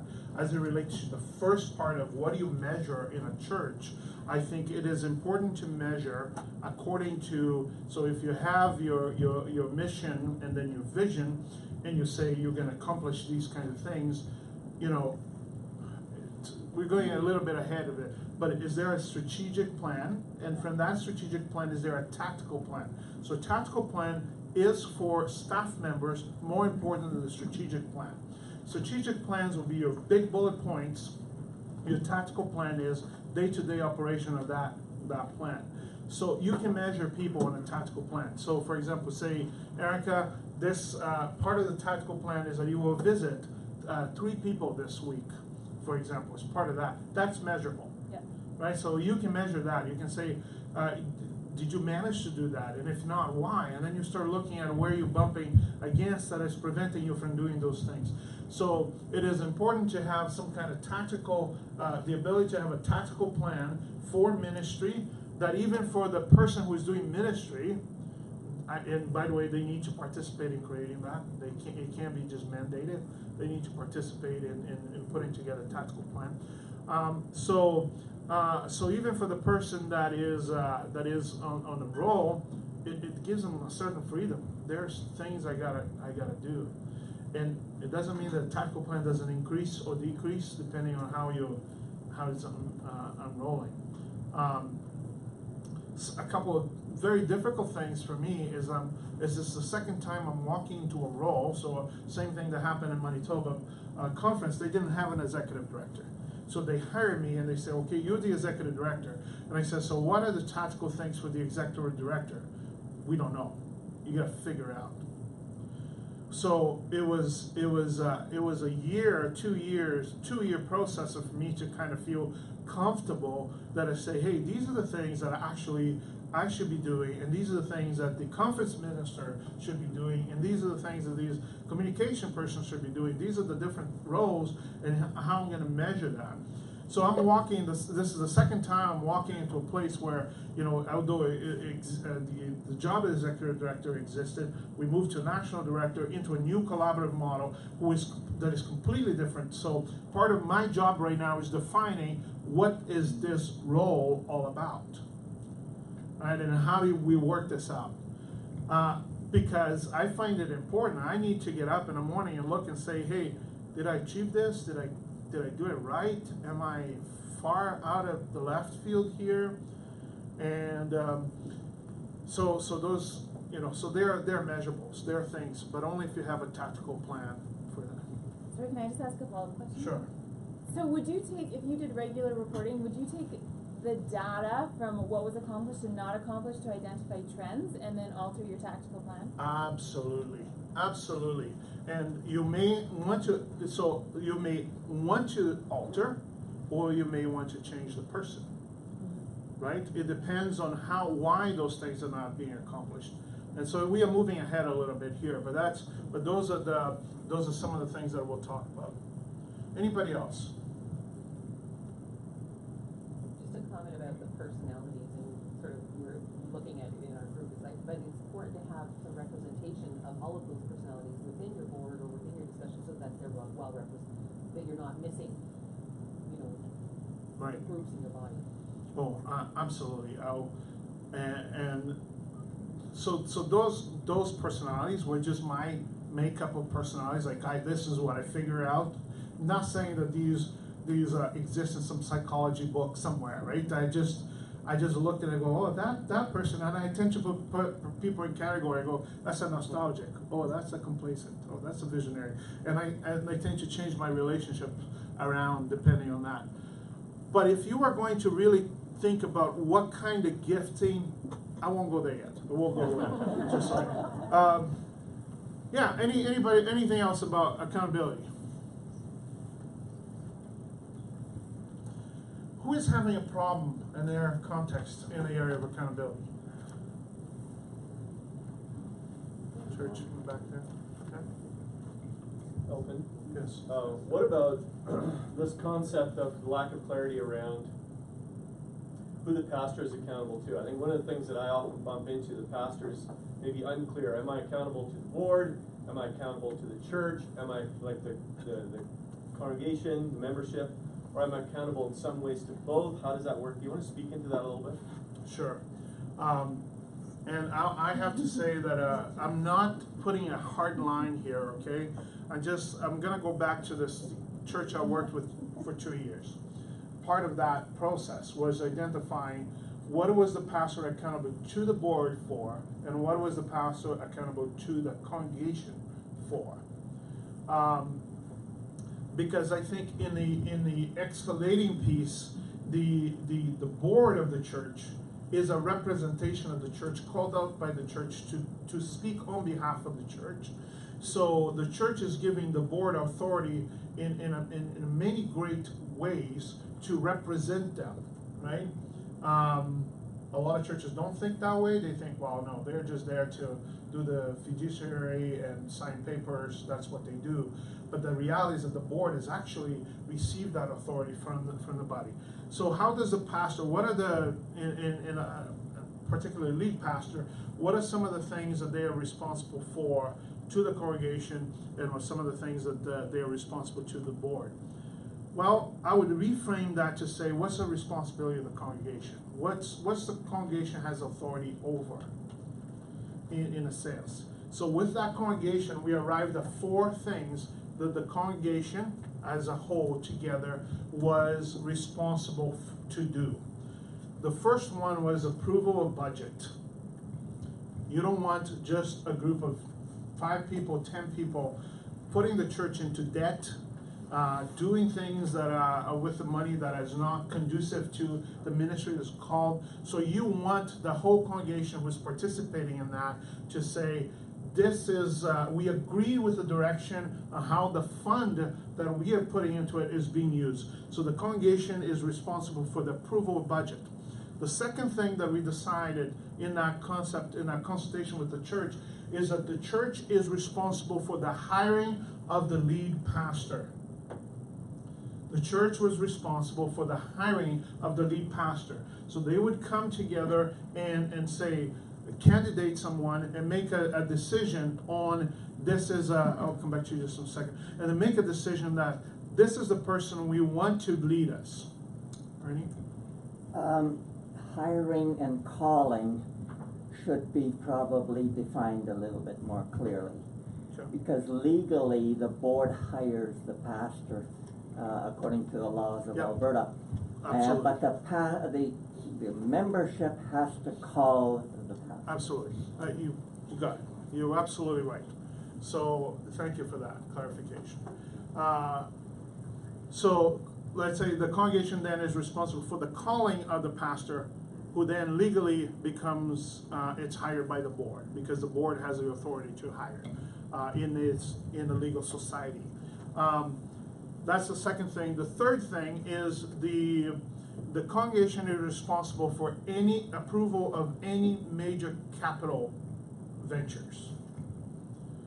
Any major capital ventures. So you're gonna demolish your building, build a new one. You're gonna sell your building, buy another one. The congregation should be the one voting on these things. And the fourth thing is the church is responsible for the appointing of the board. The appointing of the board. So those were the four decisions that that the congregation then gets to make. So what happens is now there is a clear indication of where the pastor goes for accountability. It goes back to that board, right? It goes back to that board. The pastor can bring vision to the congregation in many different ways, but the accountability rests between the board and the pastor. So those are the four things. I'm not writing this in stone, okay? Their churches will decide, hey, the other thing that the church is going to do is you got to go back to the church every time you need to change the budget by $1,000, for example. It's up to your congregation if you want to do that. I would suggest that you find a ceiling where, you know, any more than that, we got to go back to the congregation because it substantially changes the budget. Okay, but you have to also give flexibility because budgets are actually a breathing thing. They are not a hard line. Sometimes we look at it as a hard line, but things happen during the year that either affect positively or negatively the budget of the church. So how much authority has the board has to move pieces around that budget is important to define as well. Okay. Any other questions around this issue? Did that make sense to you? Yep. Those four things kind of fit. Your church may have more, and I'm not saying stop it. I'm just saying we're going to talk. One of the last values is simplicity. So can you make it simple that everybody knows that this is what we're about here? We're not going to go into that area because it belongs to someone else to deal with.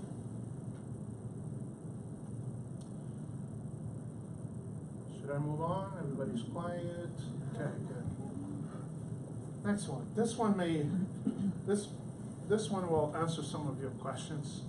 But you need clarity around responsibility, right?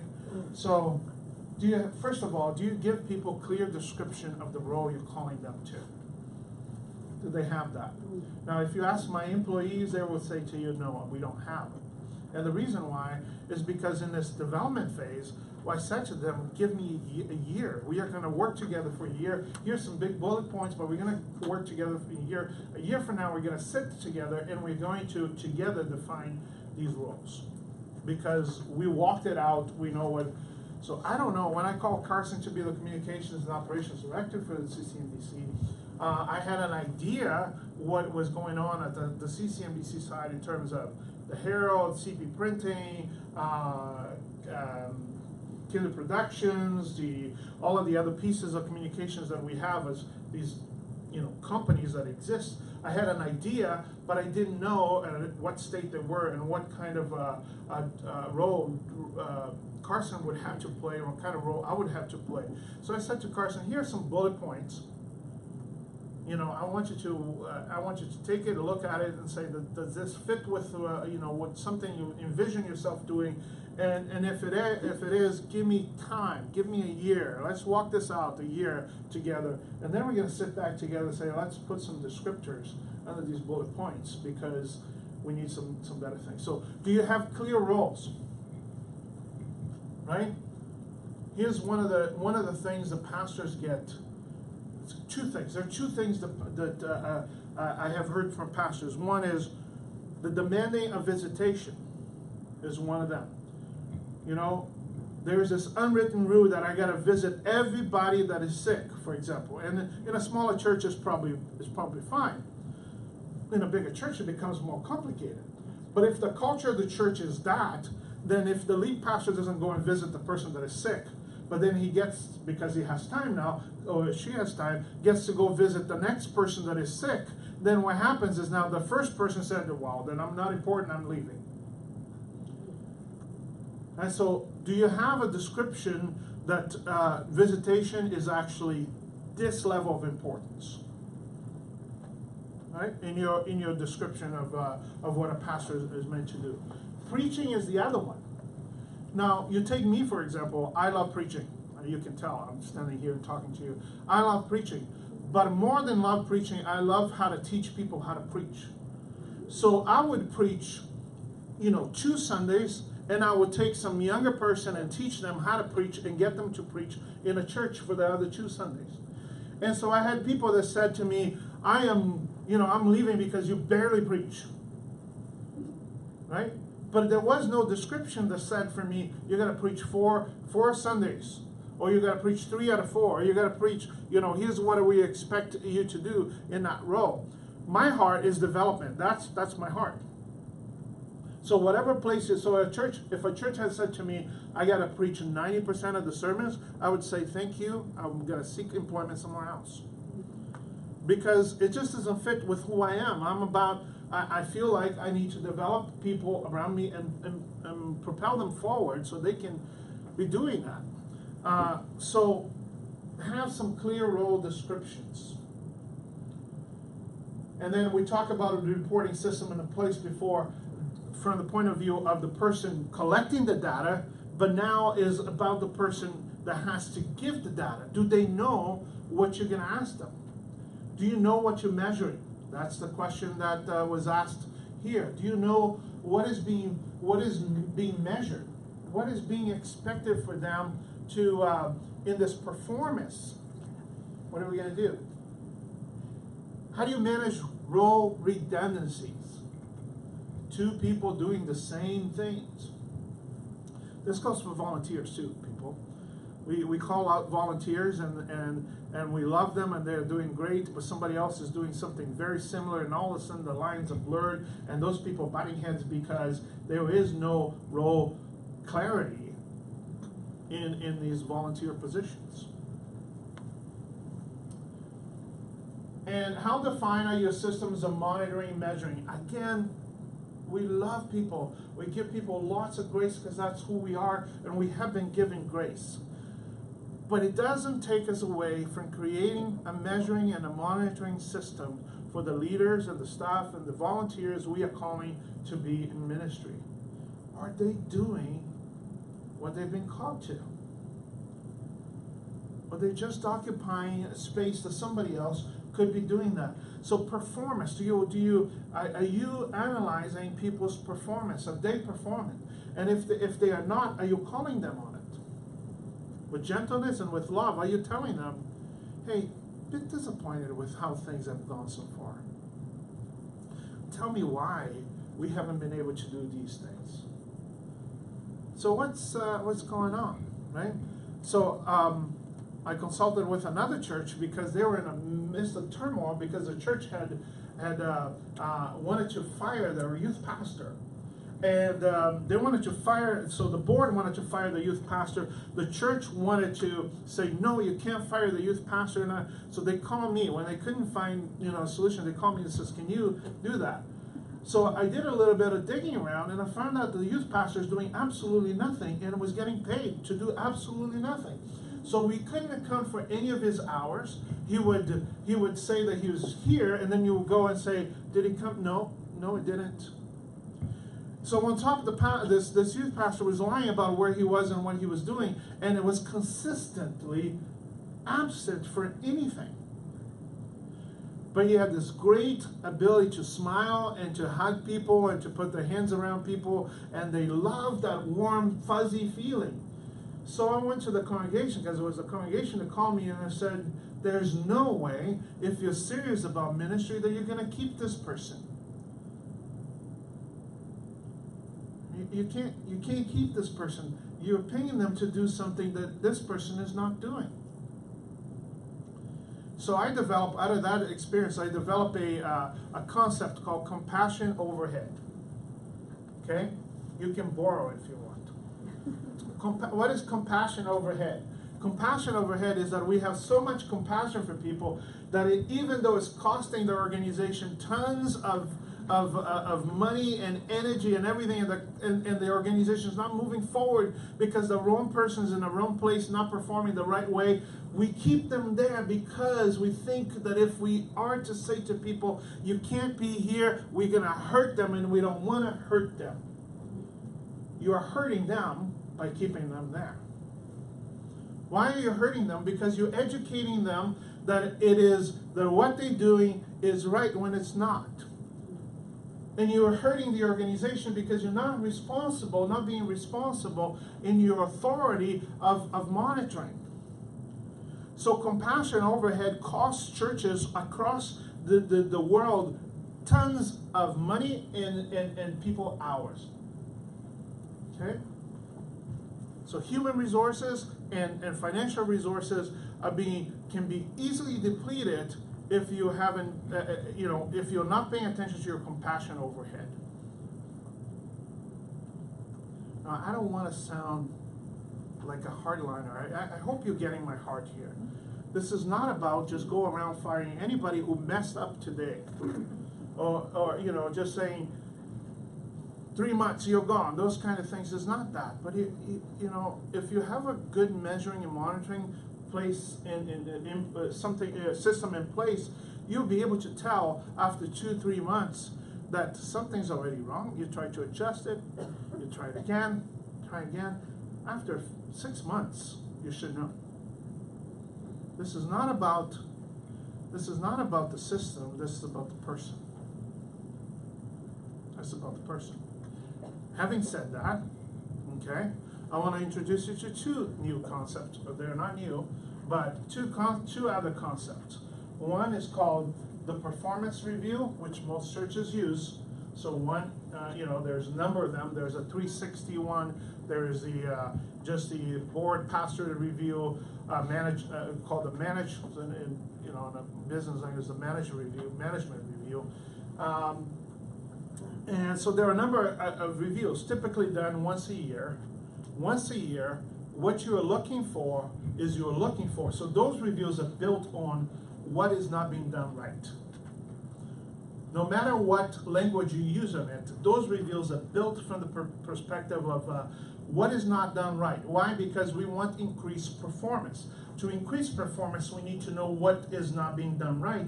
So typically those reviews come back from a very negative point of view. Typically, okay? So one of the questions is, how's the pastor's preaching on one of the reviews? So you get 20 people to answer that, and you can have 10 people saying, yeah, I actually enjoyed it, and you have 5 that says, well, he's not biblical, or she's not doing this in the right way, or it's all of a sudden it becomes this tug of war, because those reviews are built in improving performance. To improve in performance, you need to determine what areas of performance needs to be improved, which is a negative. So you're looking for the negative in those reviews. Okay? Now IBM. Yeah, IBM 7 years ago moved from a performance review to something what they call the performance development. Performance development is different. Performance development looks at what level of development can we do here. So what happens is that they moved away from the annual performance review to a month performance development appraisal. So they sit with people and they ask them 6 questions. Typically the questions are like this. So what did you do last month, in the last 30 days? Did you accomplish what you had in mind to accomplish in the last 30 days? What prevented you from accomplishing what you needed to accomplish in the last 30 days? How can I, as the manager, help you to accomplish what you need to accomplish? Final question, what are your goals for the next 30 days? So it's a 30-day window where you begin to look at it and say, these things were done, these things are not done. Here are the reasons why these things are not done. We may have to, after that meeting, decide that we need to send this person for some skill development. because they're lacking skills in this area, and will help them to do what they do better if they had some development in this area. So what that is looking, it's not looking for the negative. It's looking for a balance between what exists and what needs to exist, and saying, let's ramp up this area here by providing you the help you need to do this better for the next 30 days.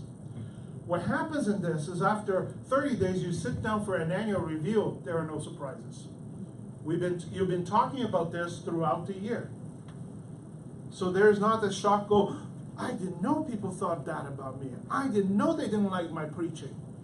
I didn't know that somebody was mad that I didn't visit them.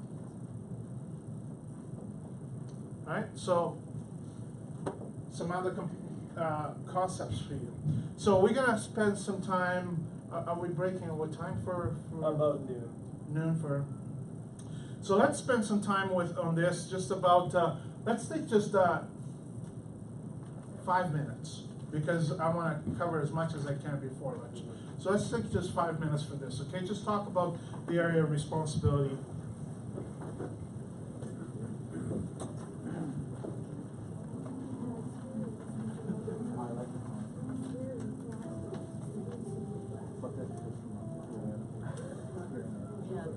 There's a lot of,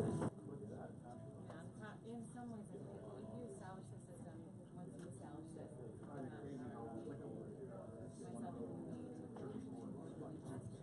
Your family business? Family business.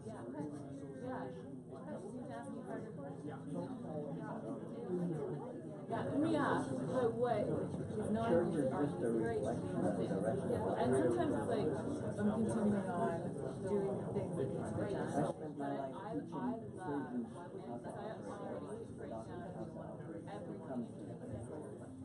And everything I do is down. And members of the church will come and say, well, you don't preach that. I used to have patients make me promise that I would do their operation, not the chief resident. And I would lie, but I didn't. Because in my opinion, what they were asking me to do is take full responsibility for the operation. And if that means that my 4th-year resident is going to back that mess and I'm going to do this and this, I want them to know that the responsibility is mine. So I would say without hesitation, I will be your operator. I am responsible for this surgery. And it would also help, there's a forget little it. bit of Don't overlap forget and it. Let's be perfectly clear about it. And it works. And I think it's the same thing with you're like 4 minutes. I want you to preach every time. Okay, I will. Sometimes it's going to happen. I've seen that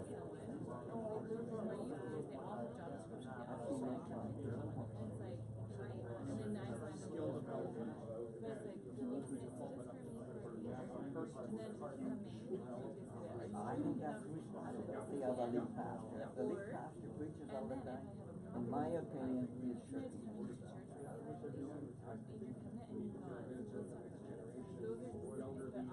It doesn't have to be preaching. A number of other hard. So I don't know what our ministry directors do. Like we bring so much what I can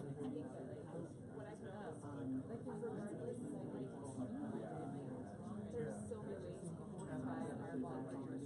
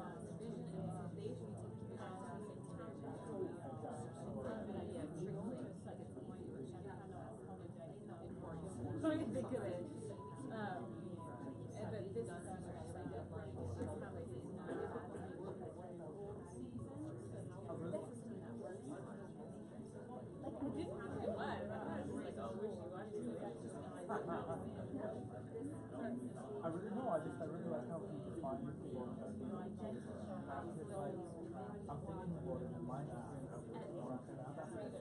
So we need to get some,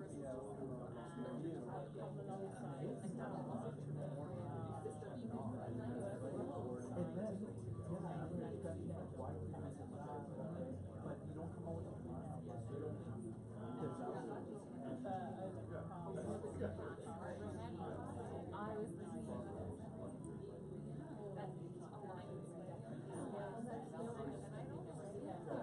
and like when it comes to you, yeah, someone who I would say like there's a time that like yes, you sit down well, it got reinforced. But that is such a good way to say it. And for a church to see it looking at the church, when you're ready, and it's like you're called to steward this for the mission that God has for your church. When you're just like, oh, I guess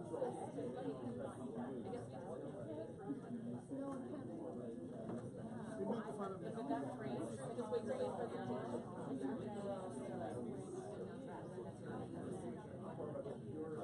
yeah, this is really good because I have multiple conversations with and I think now the word I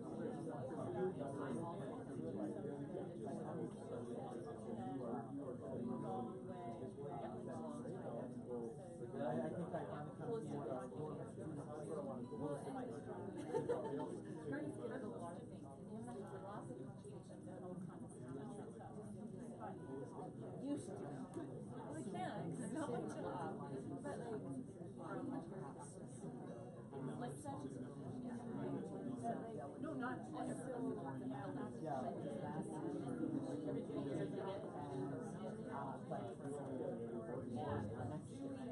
You guys have 2-year terms? I can't remember what the so let's say someone is going off the board, there will be reference to that person. But like my job is self-directed,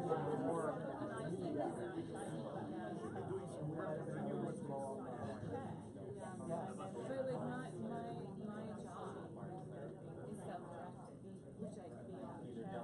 But the other duties as a sign of also can look. Well, you can just do anything that I want to give you. Super. Which is great. But at the same time, problem occurred at our church where the burnout moderator or chairperson of the board, and then when somebody new came in, they were totally unprepared to handle it. So the way we resolved that issue, we just have our moderator, we call them, serve for only 1 year because in 2 years they would be totally burned out and then never come back to the board. So we put in a new organization that was moderator-elect, moderator, and past moderator. So the 3 of them would do the work of a moderator over a 2-year period of time. They were mentored initially, they would know how to run the board, and then when they were the outgoing moderator, they would be the stabilizing influence to the other. Absolutely, and we think it's working very, very well. Yeah, because I have trouble with the moderator. No, because it's such a demanding job that everybody having to take a consultative role when they're sometimes it's like, why don't you do what I would like it? And I'm better at this. And so having the conversation, and this is where it sounds, it's like, okay, like let's design your job right and let's make sure that this goes somewhere else. And so I think it's a balance of being flexible.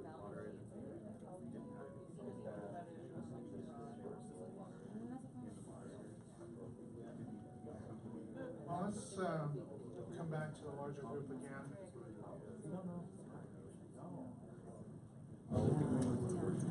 So what is the major conversation around your table as it relates to responsibility?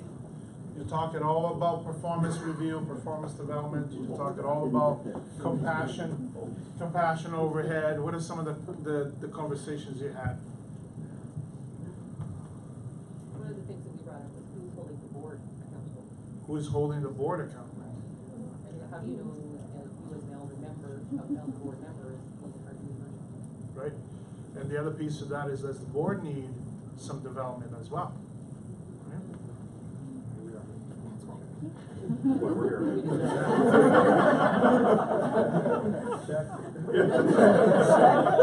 You're done for the next 5 years. All Phillips and anything we need to know. That's right. Anything else in this whole area of responsibility? Just wondering, as far as, so we talked about performance review, performance development, and strategic plans and that kind of thing. I'm just wondering how we, a lot of times, sometimes it is with our, evaluations, there's character issues. Is that, how does that weigh in comparatively to, you're just getting the job done, your performance is great, you're meeting all your goals and objectives, but there's character issues to, is that part of the performance development too? Yeah, make one of those things, make character development as part of your development piece. And so does it mean that, so your staff is doing really well, but they're spiritually they're lacking. So how do you get that? Do you want them to, you can implement some things as a board and say, hey, I want you to grow spiritually as well. And here are the things I want to go be mentored by this person. By the way, one of the greatest gifts a board can do is actually demand that their staff be mentored. Have a mentor in their life, somebody that supports them, calls them to accountability and get them to grow. So one of the greatest gifts a board can give to their staff. So when CCNBC hired me, they told me, I want you to put this and this and this in place. Right, so in terms of mentoring. The idea that a board feels responsible enough to say, I want you to grow, and the best way to grow is to have somebody that's going to walk with you in this day in, day out. You're going to meet once a month or whatever, and they're going to pull from you something. So if you can, put some money aside in your area of development to say to your staff and say, here's a fund for you to find a mentor that's going to walk with you and grow. And you can really analyze and say, after the first year, you can really see this person actually is really good spiritually, but he lacks some skills. So we want somebody that's going to be in the entrepreneurial side, is going to help this person develop some skills, managerial skills, or whatever other kind of skills. Or this person here is really good in the skilled part, but is lacking this devotion to Jesus and the growth and the spiritual growth that needs to take place. And we can tell it in the way they speak, the way they relate, the way they preach, and we need to invest in that area of person.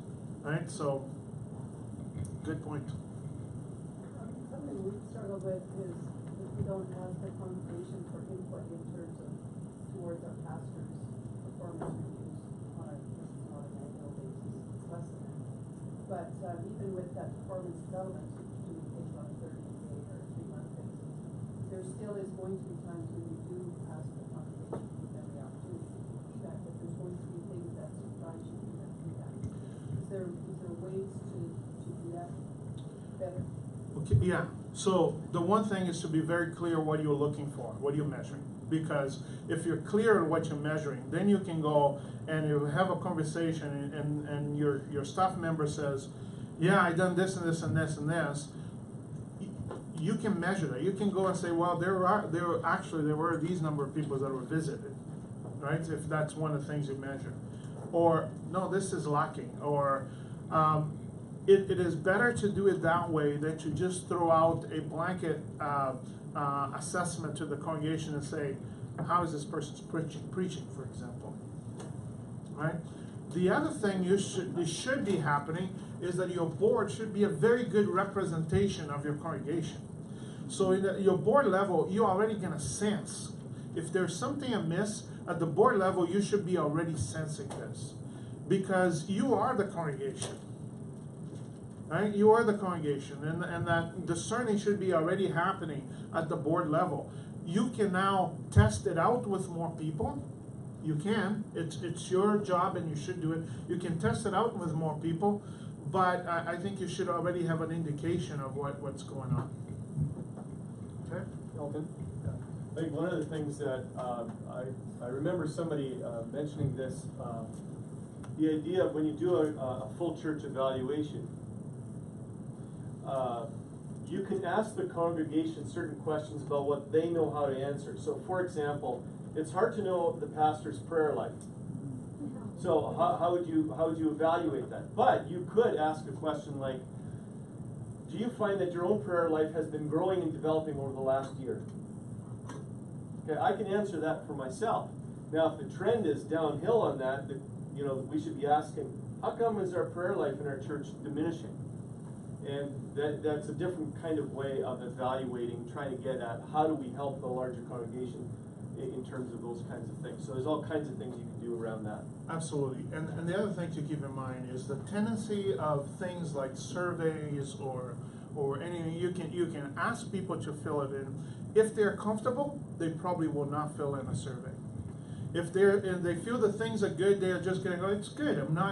You're gonna primarily get the people that are not comfortable, or that they have a beef with something. They want to express that, and they're gonna do that.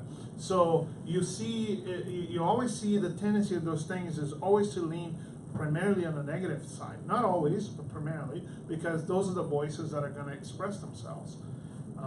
So keep that in mind. What we had done in the last one, we did questions that were not rating something on a scale of 1 to 5. Quite a few people said that survey was really hard to answer. And I thought, yeah, we want it in a little bit that way. So it wasn't just, how happy are you with preaching, 1 to 5. How happy are you with this, 1 to 5. We didn't ask those kinds of questions. We asked for, tell me, the kinds of things Paul said. In prayer life, how is the pastor So there was more thought required in it, but it did hard for people to answer. So I'm trying to give you some ideas of where you're going to bump into in different ways, but in no way I'm imposing this is what you need to do. Different contexts require different types of approaches, for sure, right?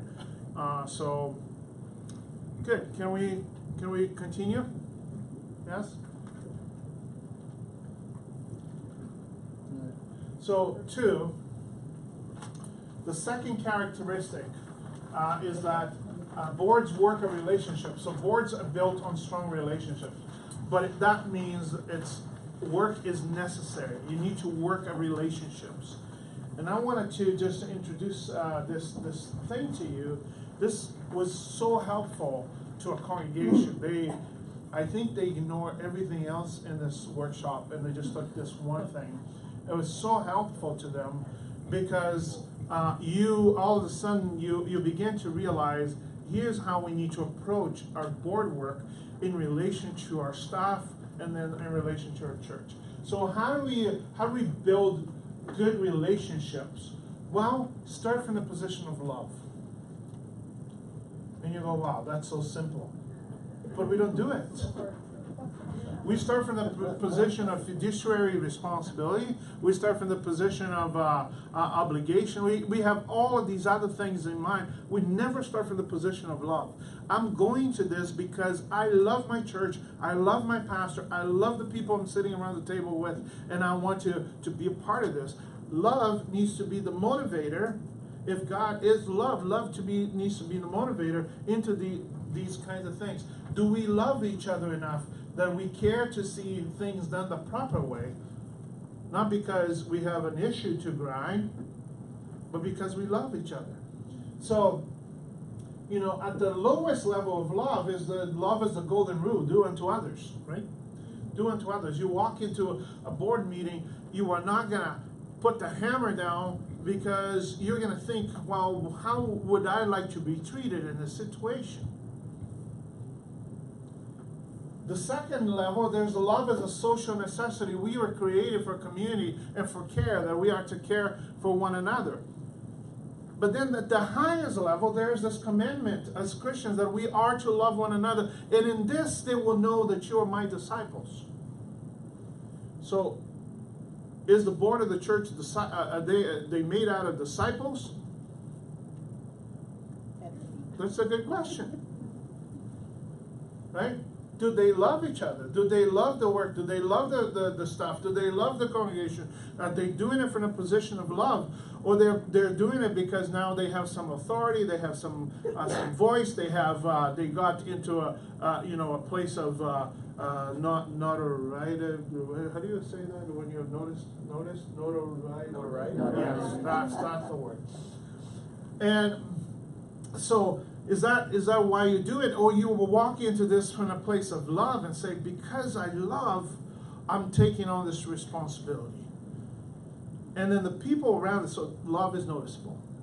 Jesus said, they will know you're my disciples because you love one another. Love is noticeable. When you have a group of people around the table, the board table, that love each other, love the Lord, love each other, love the mission, it's noticeable. It permeates throughout the congregation. There is no way you can hide that. But it's also noticeable when you do not like each other. Also noticeable. Also noticeable who wants to be heard more than others. Also noticeable. By the way, as we're hearing and we're talking about this, you know, there are two kinds of people that want their voice heard. There are those that are looking for a process. That's important to hear those people. They're looking for a process by which they can be heard. The second group of people are those that are looking for a platform. That you got to be careful with, and you got to limit it. It is the responsibility of the board to discern who is looking for a process and be helpful in creating a process for voices to be heard. And you got to eliminate those that are looking for a platform. Why? Because those that are looking for a platform, it's easily seen, because today they're barking about this here today. You go out of your way to solve this, tomorrow they're going to bark about that. Why? Because their whole goal is a platform. Look at me, look how much I know, how smart I am, and I got this figured out, you guys don't. Okay? So the job of the board is to discern who is looking for a process and who is looking for a platform. Really, really, really important. Even to protect your pastors in that situation. Who is looking for a process and who is looking for a platform. Don't create platforms. Create processes.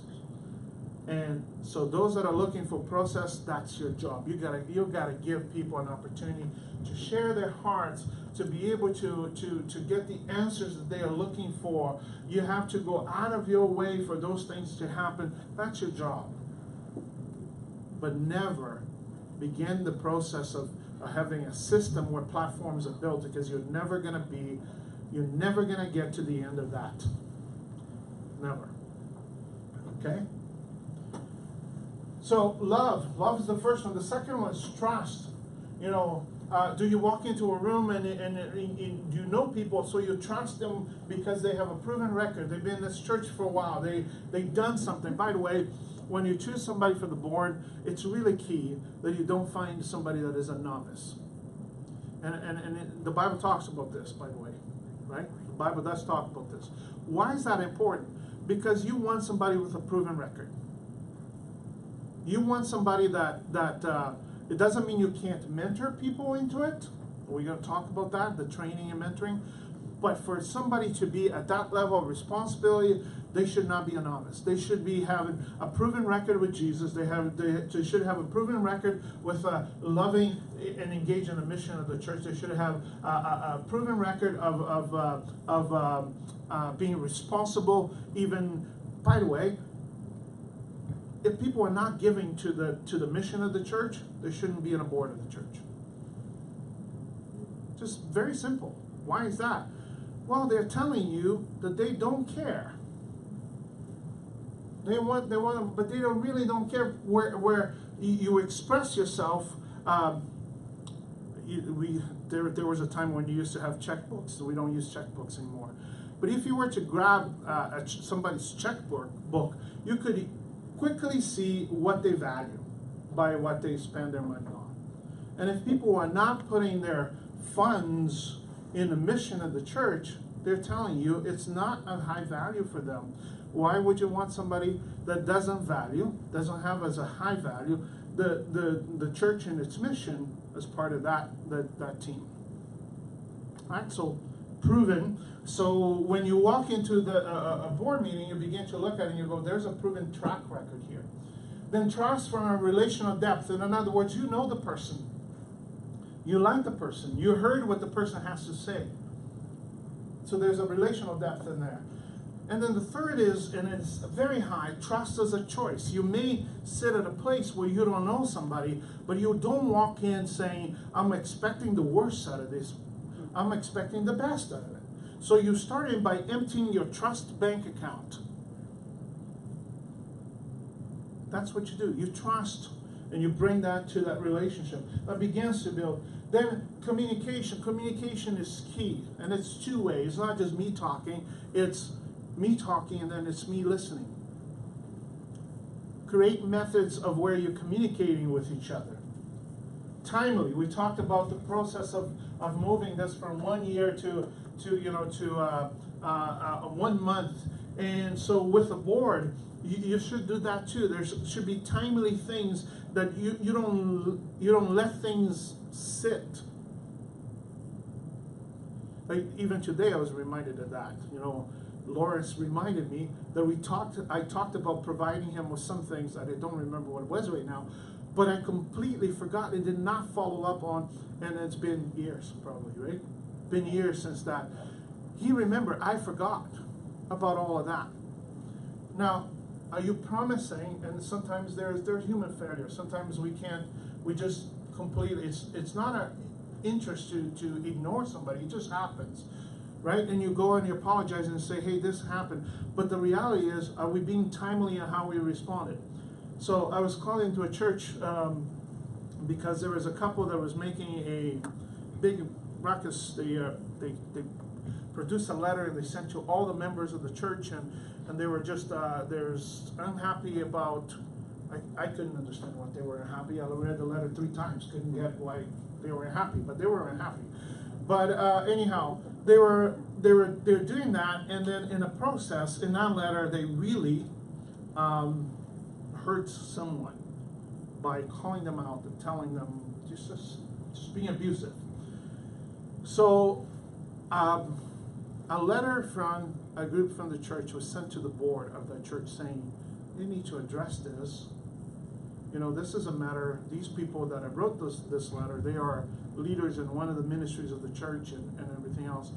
You need to address this because this is a matter of theology. This is a matter of biblical understanding. We have people of reconciliation, and we have to call these things into account. When I got called into this situation, it had been 3 years since that letter had been given to the board, and the board had not responded. So what it did is that instead of being 2 people now that were angry, now there are several people angry now at the board for their inability to be timely in their response. So relationships, so you break relationships when you cannot be timely. If you can't do it, then say you can't do it. But be timely in it. And Lawrence, I'm going to figure out what it is that you asked. I'm going to figure out something. And I came. Okay. I came today, right? So, and I brought all these people today, so it's good. So we're relationship's still there. Yes. So if you can't be timely, just say you can't.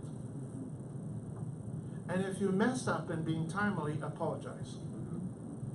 Go and talk to people and say, it wasn't my intention. But the board just kind of froze and said, how are we going to do that? If we take these people out of ministry, what's going to happen over here? And for 3 years, they were going back and forth. And the energy that it took them talking about the one issue for 3 years in their board meeting, just an incredible amount of energy.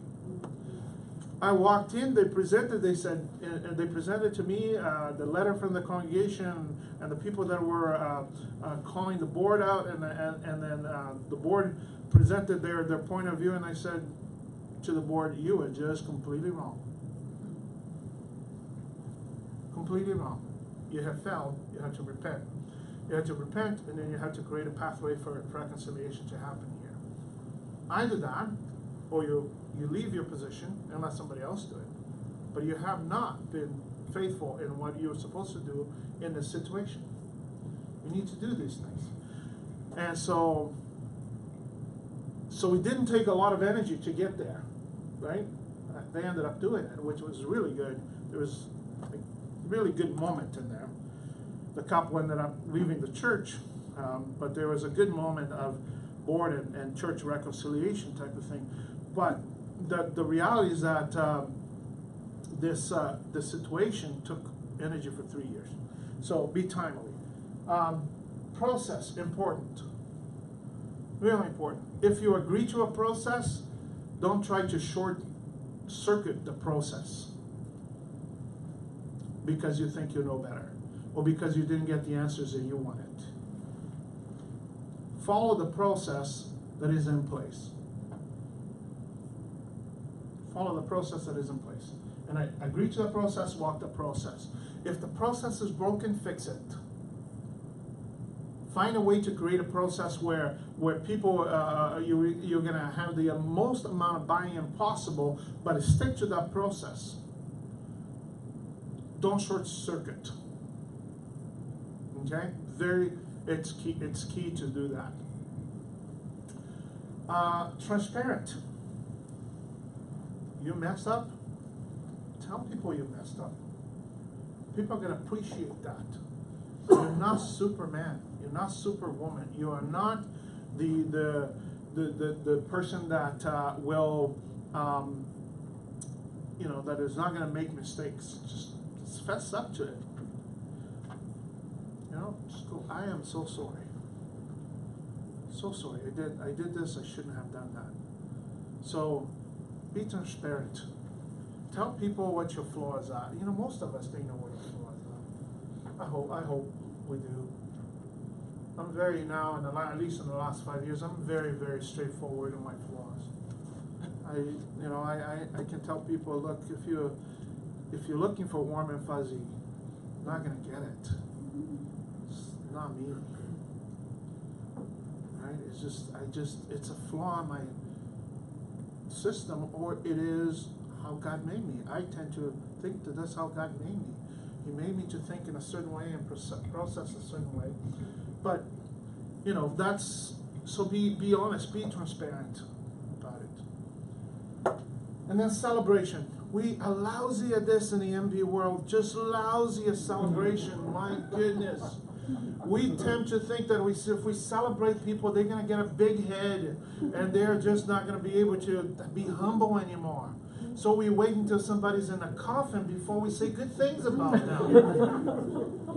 So when they're in the coffin in the front of the church, there's so many great things. I went to a funeral one time, and I'm hearing about all of these things that this person did, and I'm going, I knew nothing about this. This would have been so fantastic to know, but we didn't know. Right? We are lousy at celebrating people's victory, celebrating people's struggle. They're struggling, we're struggling with them. By the way, this is not anti-biblical. The Bible says that we are to be people that do two things. One, we are to be people who mourn with those that mourn, right? And we are supposed to be people who rejoice with those who rejoice. If God is doing something amazing in somebody's life, celebrate it. And as a board, you got to celebrate each other. You got to celebrate your pastors. You got to celebrate your staff. You have to be able to make them feel appreciated. Oh no, we can't do that. It's not the right thing to do. So how do you do that? You need to put some time into it, some time and energy. So you can be people that take time to celebrate things. The second thing is that you got to do is create the right setting. Sometimes our board meetings are always, we put it a U shape, we set up the table at the U shape, we sit around the U shape, and we are looking at each other in the agenda, 1 item, 2 items, 3 items, 4, and we just go at it. And the setting is just so, it's conducive to get the things quickly done, because everybody wants to get out of those uncomfortable chairs, right? They want to get out of those uncomfortable chairs and be gone. Some of the boards that I work on that we had most done, we had an incredible way of celebrating. Sometimes we went to football games. Sometimes we went to I'm talking about for profit. Of course, they had more money, so they could do it. But there was a huge way of celebrating the volunteers, because your board is made up of volunteers. So celebrating the volunteers and creating settings where there was great energy. So one of the things I did with my board of my church is that we would have 2 meetings where we're around tables, and we got to do that. 1 meeting in my backyard, and we're gonna have a barbecue, and we're gonna sit here, and we're gonna talk about these things. But the setting is different. You're in shorts, you're sitting there, it's not less serious. It's not less important. But you're creating a setting where relationships can be built from. Reward. Do you reward each other? Part of celebration is reward. Do we give the right reward? By the way, when it comes to staff people, do we try to shortchange our staff in terms of their salaries? Do we look at it and go, what's the minimum I can squeeze out of this person? Right? What's the minimum I can?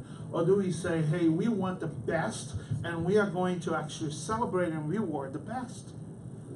We're going to do that.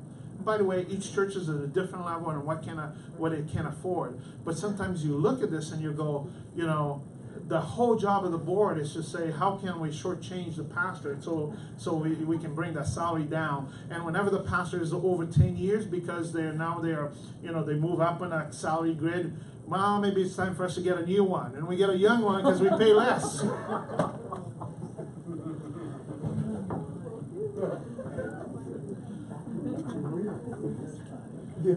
I'm just being honest, right? I see this happening. And so are we rewarding? Do we have this culture of celebration? Do we have the culture of mourning? Do we know to walk alongside people when they're mourning and they're suffering? If they're having problems, do we even know when they're mourning? Do we even know? Do we even have the clear relationship that we can know that this person is having some problems in their marital relationship? And how can we walk alongside them in that space? Right? Are we mourning with them? Are we walking with them? Or do we don't even know? We only know when God has already done something and they tell us a testimony and go, no, we didn't know. But we would know if we spent time building the relationship. So I'm going to stop here because it's lunchtime, right? Yeah, well, we're flexible a little bit. We can take some questions if you want. Yeah, let's take some questions around the relationship piece.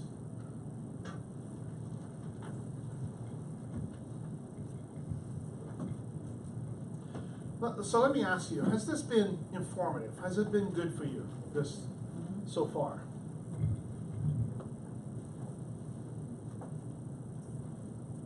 So talk about, what hits you out of these things? What hits you? What all of a sudden you go, we just don't do that. Or we don't do that well.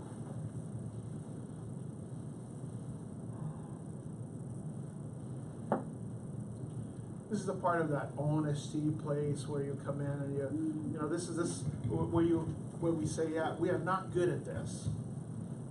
Paul, one of the things that reminded me on the trust piece there, trust is about making agreements and keeping them. And so what kind of agreements do we have? Like in churches, you have bylaws. That's a form of agreement, right?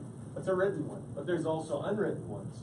And sometimes there's assumptions, and then you can lose trust really fast by having just assumptions. So sometimes you just have to sit down and say, what do we all agree to? And what does that look like? Yeah.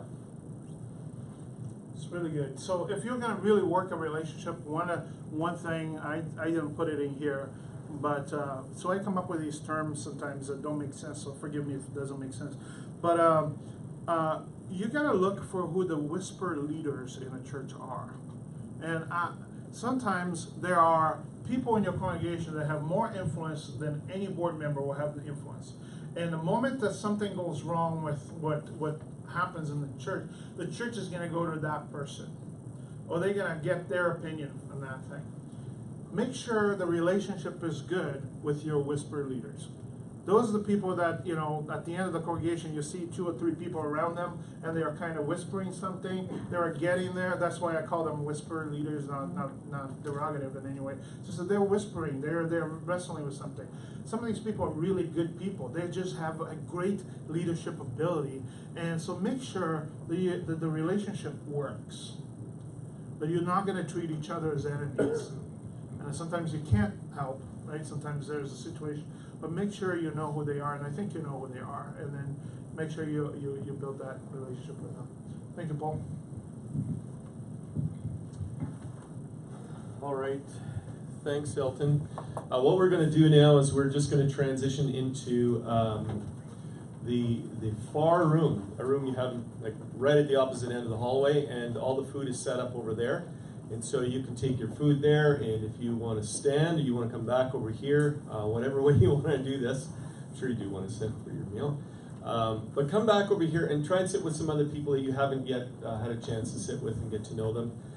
Make sure you introduce yourself to them and learn from one another. I'm huge on learning from one another, and it is one of the great values that I have experienced in my life through these kinds of things, and learn from my other colleagues. Again, just really encourage you to do that. I'm going to return thanks for the food, and then we can get going. Lord, thank you for this time that we've been able to have together to learn what it means to lead well. You've given us in this room responsibility to oversee our churches, our ministries. And so, Lord, would you continue to lead us and guide us and help us to be obedient to the things that you are inviting us toward and to. Thank you for the food that we are about to enjoy, the fellowship around the tables. And I pray, Lord, that in all things that we say and do, that you would be honored. In Jesus' name, amen.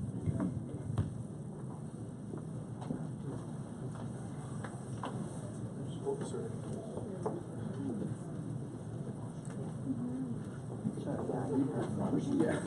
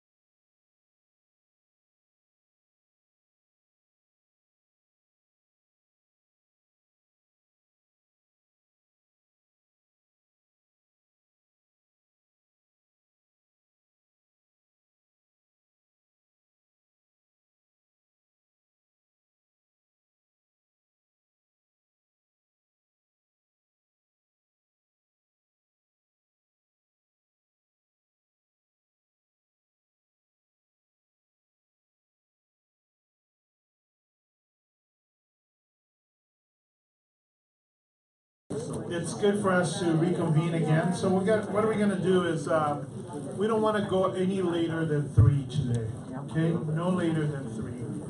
So what we're gonna do is probably gonna run through a couple of things here in the next 30 to 40 minutes to finish this up.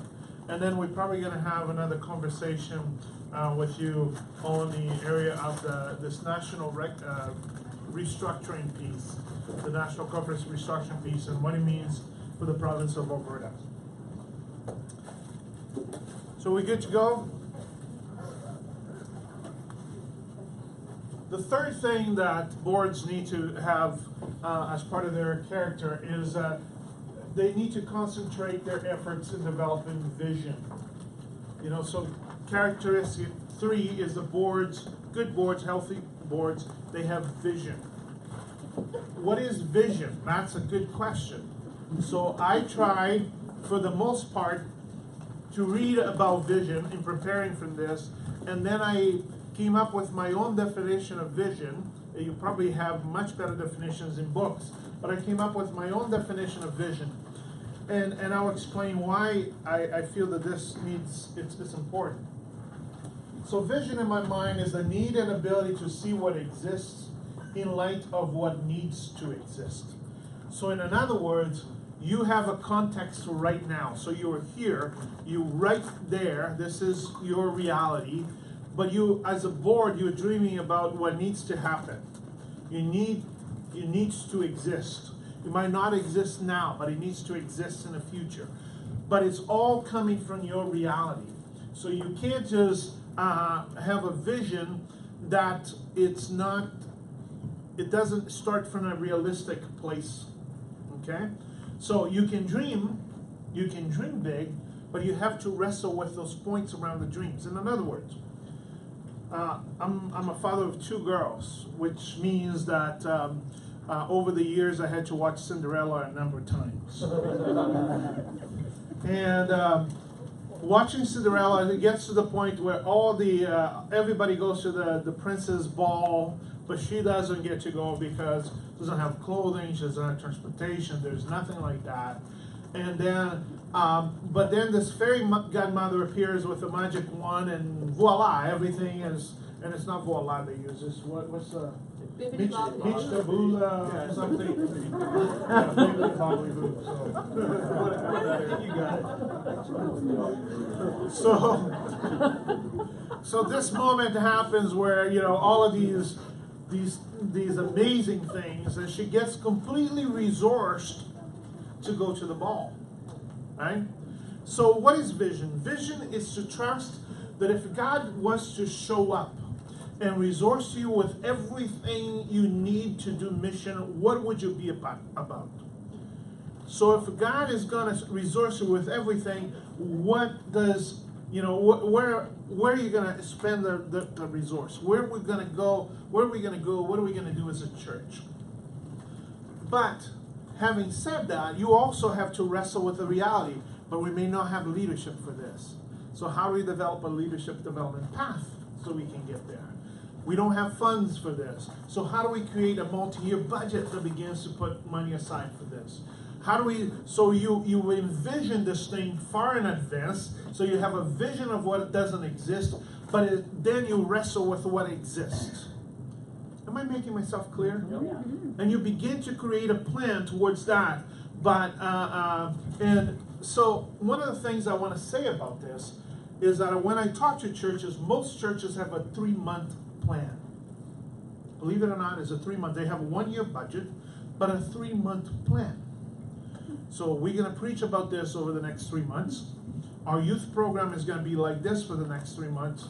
Our Sunday school is going to be like that for the next 3 months. I think churches need to wrestle with the possibility of shifting that to multi-year vision types of things. Because then you can build upon things. Even from your budget point of view, have a vision that is far enough in advance that you can start now putting a budget together. So I developed something called Every Church Can. And Every Church Can is for churches that get completely overwhelmed and say, we'll never be able to plant another church. It's a 3-year process for people to think from internal to external, including leadership development, including budget. How do you, it's just making a church think, well, what's the first step of this? Prayer would be the first step. So we're going to go to prayer. How do we create a culture of prayer? 2 would be leadership development. How do we start identifying the leaders that we need, and where do we need to invest and send them to grow in that area?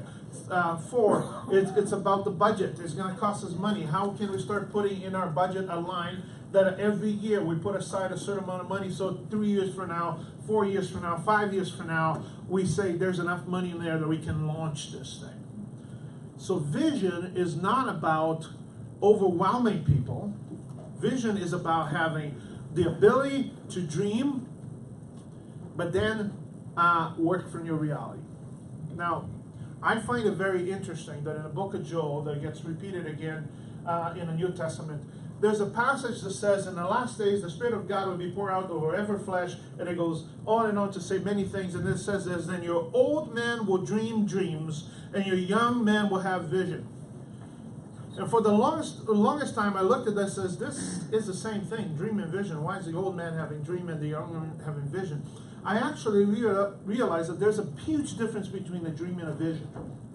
Okay? A dream is a possibility. A vision is a process. Vision is a plan to get somewhere. So the old men were having vision, having dreams, passing it on to the younger generation, say, now build this out. Build this out. Make it happen. We don't have the time. We don't have the energy. We don't have the years left to be able to build this out. So you go from dreams to vision. So many churches are stuck in a dream stage. And they're losing the interest of the congregation because every year they come up with another big dream. But they haven't stopped to create a vision. Right? And so when I think about vision, I don't think of anything that's less than 5 years. 5 years from now, and it can be, but this might be just me. 5 years from now, we're gonna have a campus, and it means that we need a leader for that campus, and we're gonna generate that leadership strategy that's gonna raise that leader. We're gonna have money that is gonna allow us to purchase a building or to rent a building for that campus. All of those things need time to develop. Again, you go back to the prophet Habakkuk, God gives them a vision. It says, write down the vision. And then at the end, what does it say? Because even if it tarries, it will come to pass. In other words, God is saying, you are here asking for this. I'm telling you what's going to happen, but it may not happen tomorrow. Some other people may need to run with this, but you start the process. Okay? So boards need to wrestle with vision. The ability to see what exists in light of what needs to exist. Any questions around this? How does it strike you as I talk about vision from that perspective?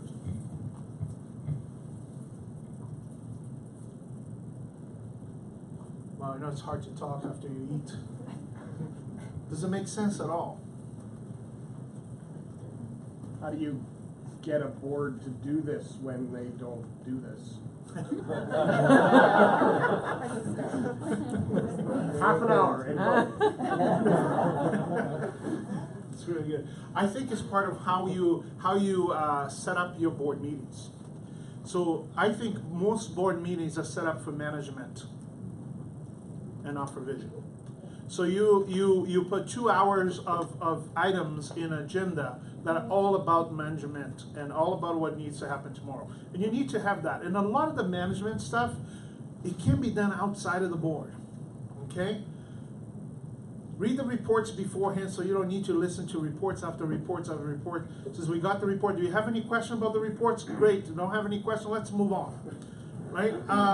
But you can do a lot of the management outside of the convened board, so you can spend half of your time in a vision process. Half of your time, because vision is going to need to tie into the heart of God. You can't just create a vision out of nothing. So God needs to direct the vision of the church, which means, as a board, this may hurt you, you need to pray. Okay? And I'm not just saying, let's start the meeting, brother so-and-so, would you just pray for 2 minutes about this board meeting, and at the end, let's just say, thank you, Lord, for helping us here. No, I mean, like, pray. I pray, take 20 minutes, take 30 minutes, break in groups of 3 and say, God, what are you saying to us? What are you doing? What do you want us to be about? Break our hearts, change our opinions, move the obstacles, bring it before God. That's how things change, okay? It's very clear biblically. It's not by might or by power, but it is by my Spirit, says the Lord. We are trying to change things by might and power, by strategies and force. Those are good things, but they are not going to change the church. It is the Spirit of the Lord that will change the church. Okay? Begin the process. You can't pray for 30 minutes. Start with 5. Start with 5. And then out of that, God is going to impose on you a vision, but make time for it. The other very important thing is, I don't know if you as a board have this habit, but pull yourselves out of the management mode once or twice a year. Go for a day away, somewhere. This is not about management, this is about vision. Bring somebody in that will energize you around creating vision, and then wrestle with it for the rest of the day. All right, so those are some of the ways, some of the steps you can start moving a board towards be a board that thinks about vision as their primary. I think that's their primary goal, is vision. Because everything else, the tactical and the strategic, flows out of the vision. So, good. Any further questions? What are some examples, and I know you said, obviously vision has to be prayed about and listen to God, but could you give some examples of what churches have seen as their vision or are working on? Our church is really small, we're out in the country. We're not going to be about building campuses, expanding, that sort of thing. And I think we need to talk about what our vision is, but what are some things that you think or that other churches have taken on as a vision? So, in Manitoba, we used to have a very strong church called Portage Avenue Church. Portage Avenue Church at one point in time was called the cathedral of the MBs, right? It was this kind of church, had 700 people in there, which for them was, the time was huge. And, but 3 years ago, 4 years now, 4 years? 4 or 5? Yeah, 4 or 5 years ago, we got a call from the church and saying, what do we do?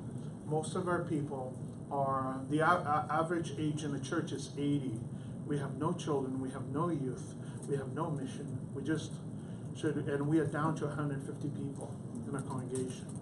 And every day, this pastor, the new pastor, said to us, every month we're burying people. So we are not going to last. So what do? Do we just close it? We move into just a seniors ministry. So we went through a process of vision with the 80-year-olds.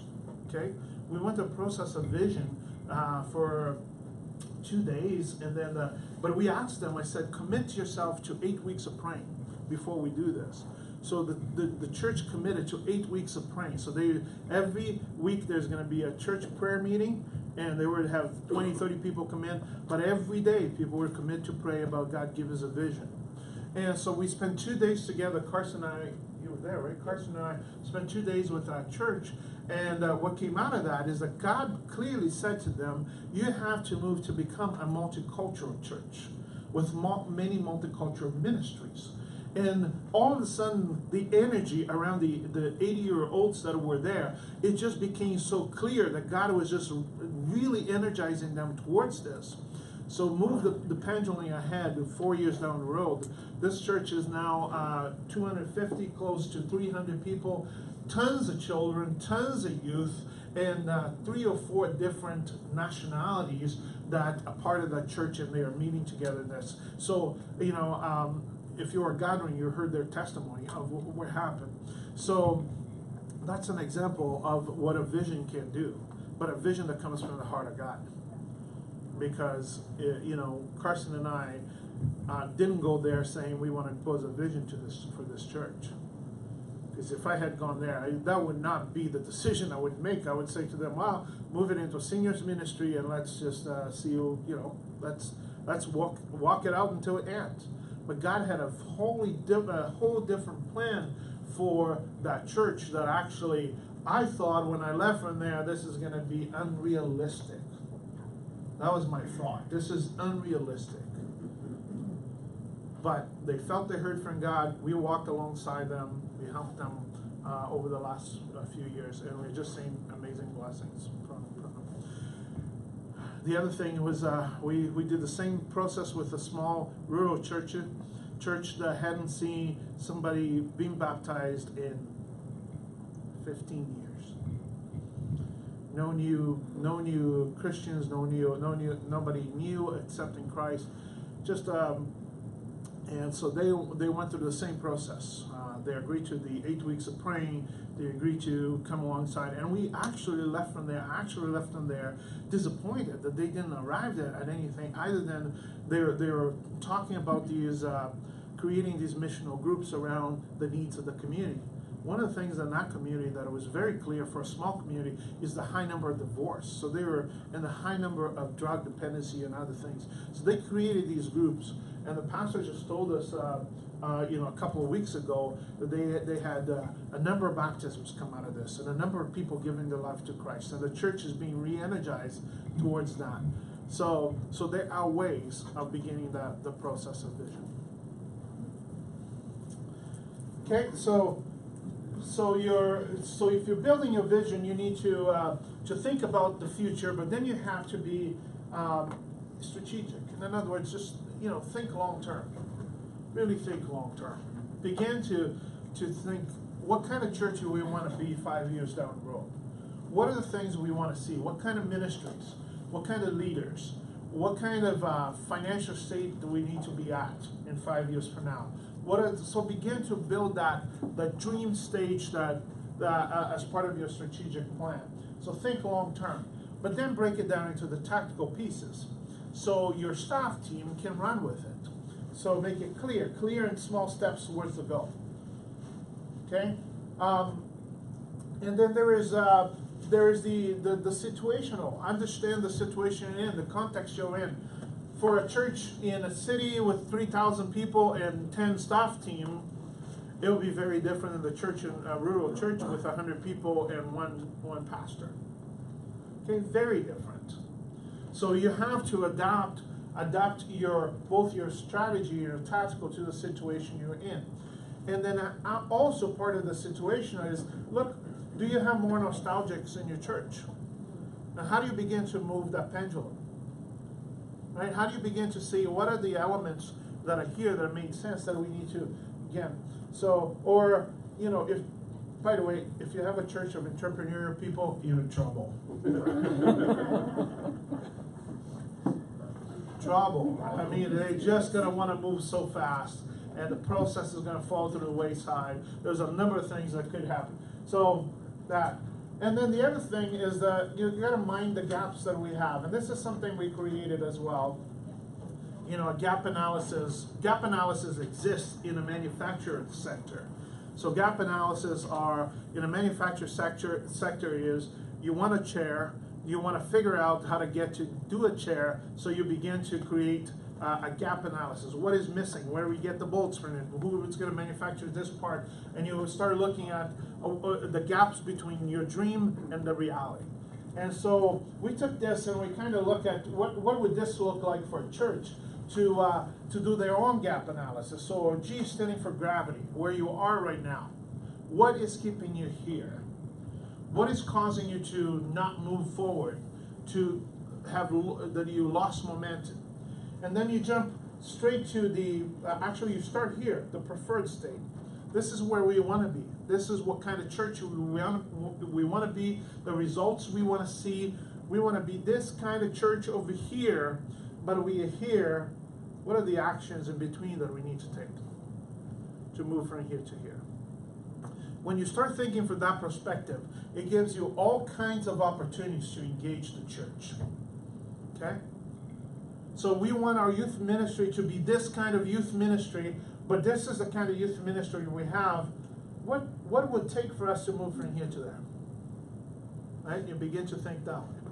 So in this process, we identified five different 5 different gaps that are important for you to look at as you look at your actions. The first one, we talked a bit about it. It's called the performance gap.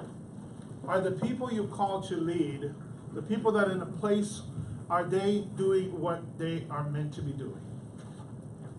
Have you monitored and then you know that they are actually doing the right things at the right time, in the right way? Is there a performance gap that is costing you moving forward that you need to address? And you're only going to be able to address a performance gap if you have a good system of monitoring in place. If you understand what data to collect, how to analyze it, and then how to put in place plans. The other gap is a systems gap. In other words, you may not have the right kind of governance for your situation. You may not have the right kind of authority flow or accountability flow in your system. So what are the systems that are missing that it may be preventing you from moving forward? Third is the leadership gap. Do you have the leaders going to take you there? You may have hired a leader to maintain to keep you where you are. But at the moment you start having a vision for the future, you really have to think about, do we have the leader that's going to take us there? You have to think about that. And the leader may be that kind of person, but they may need some help in developing some new skills and understanding some new things to be able to go with you there. You know, we had a church recently that let go of their pastor because they did an analysis like this, and they began to realize that the pastor they have now, it was good for now, for the moment when they got there, but he was not able to lead them into the next step, into the next phase.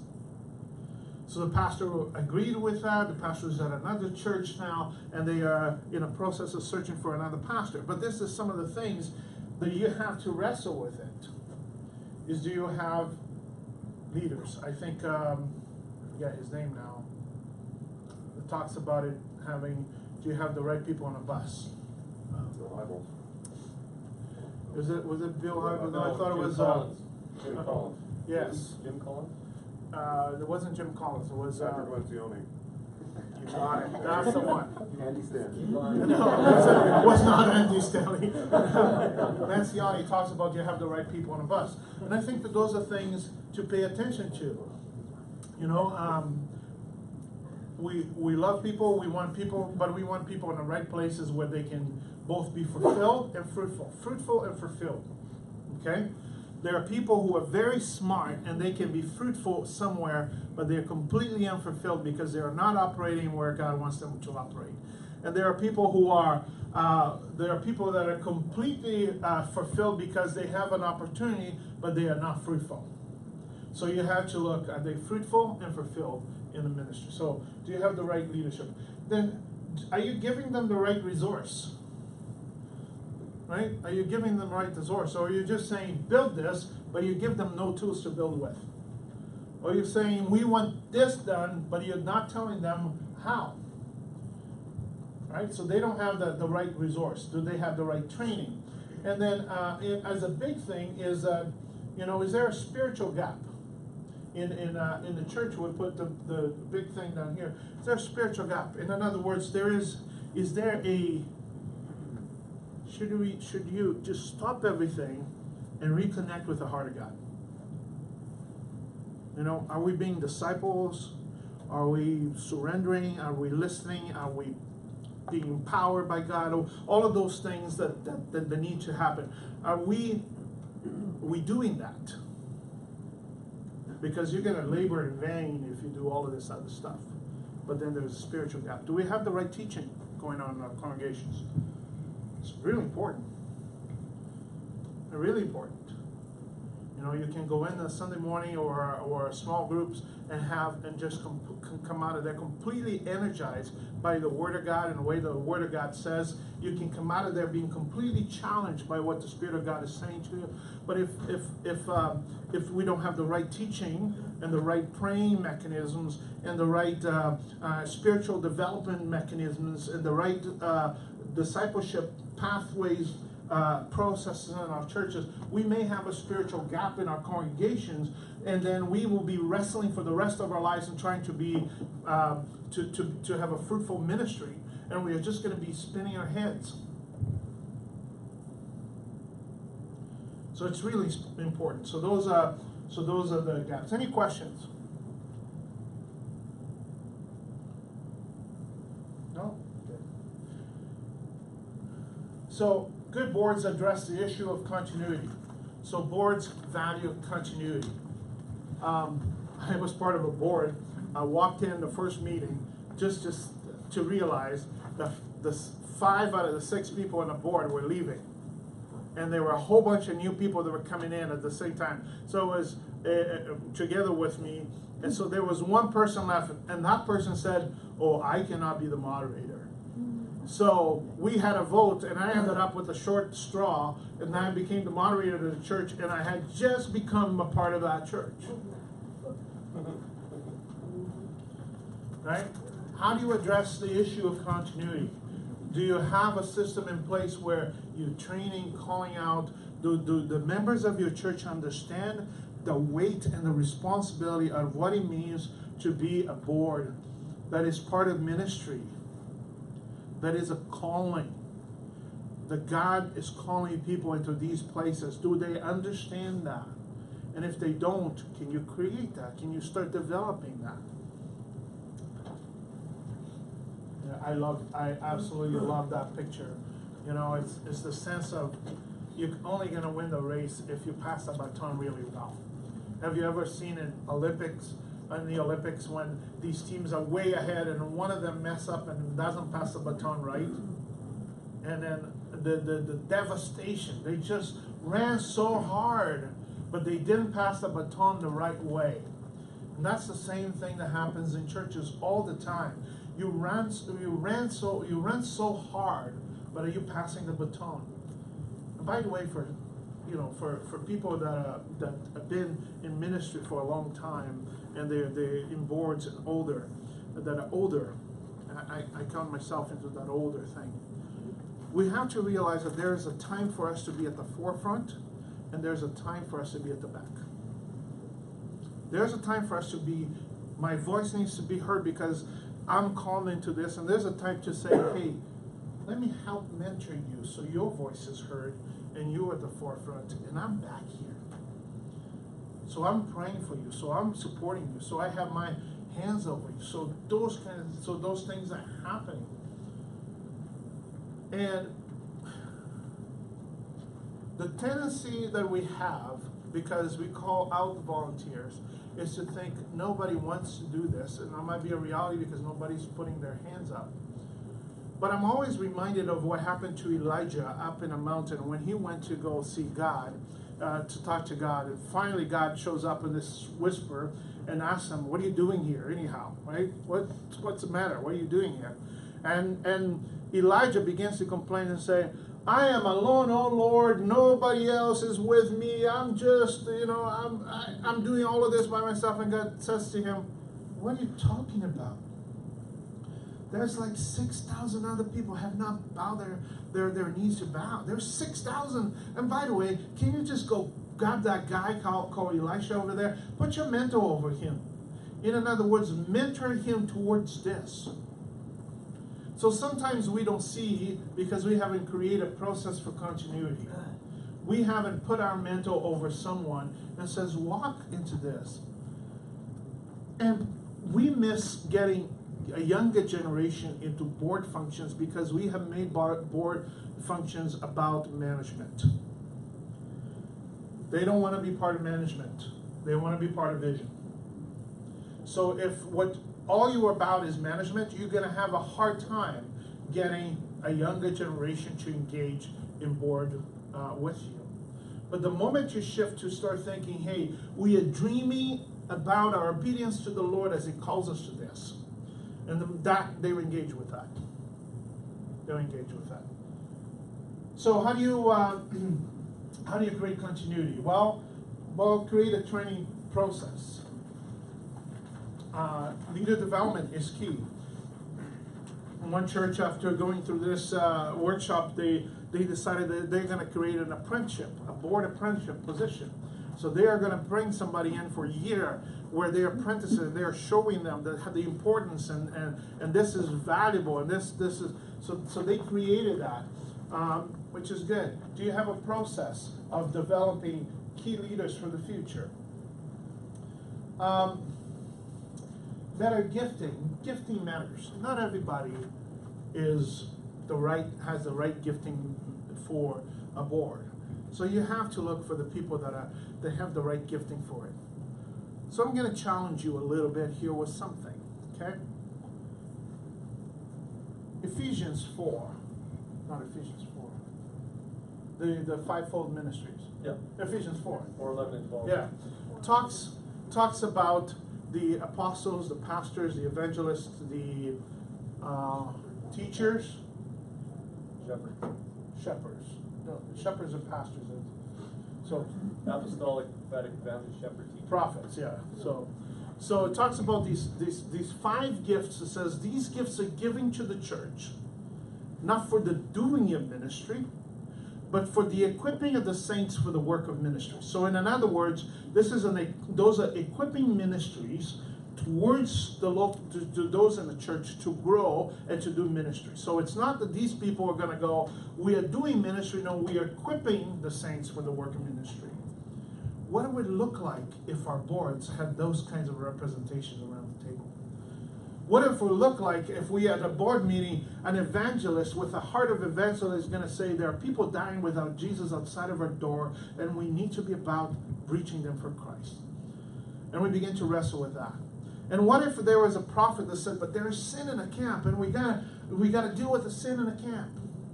And what if there's a pastor that says, but we a shepherd that says we gotta care for those here. We have to give care for those. And what if there was a teacher who says, but we need good, solid preaching and teaching of the word in here? Am I missing? Apostolic. And what if the apostolic that is sitting there says, there's a new thing we need to be about. There's a new opportunity we need to go through. What if those gift mixings were around the table? How equipped would the church be for the work of ministry? How awesome would that be? I think the Spirit of God works in every congregation. He begins to put those pieces. You may not have identified yourself in any of these categories because you think these are people that are paid to do these kind of things. It's not what the Bible says at all. This is not about the paid people that are doing this. This is about giftings that God has given the church for equipping. So if you're in a place of leadership, perhaps God has already given you a gifting set that is for the equipping of the saints. So this is just a challenge. And when you're looking in terms of gifting, of course you're going to need those that understand numbers. You're going to understand those that understand that have some understanding in management and those kinds of things. I would say, of course you invest on those things. But what it would look like if these qualities of Ephesians 4 existed in our board, together with the pastor of the church, the board of the church, can you imagine the richness of equipping that could come out of that? So just throwing it out there. I'm not saying dismantle your board and go look for these things right now. I'm just throwing it. Just saying, could that work?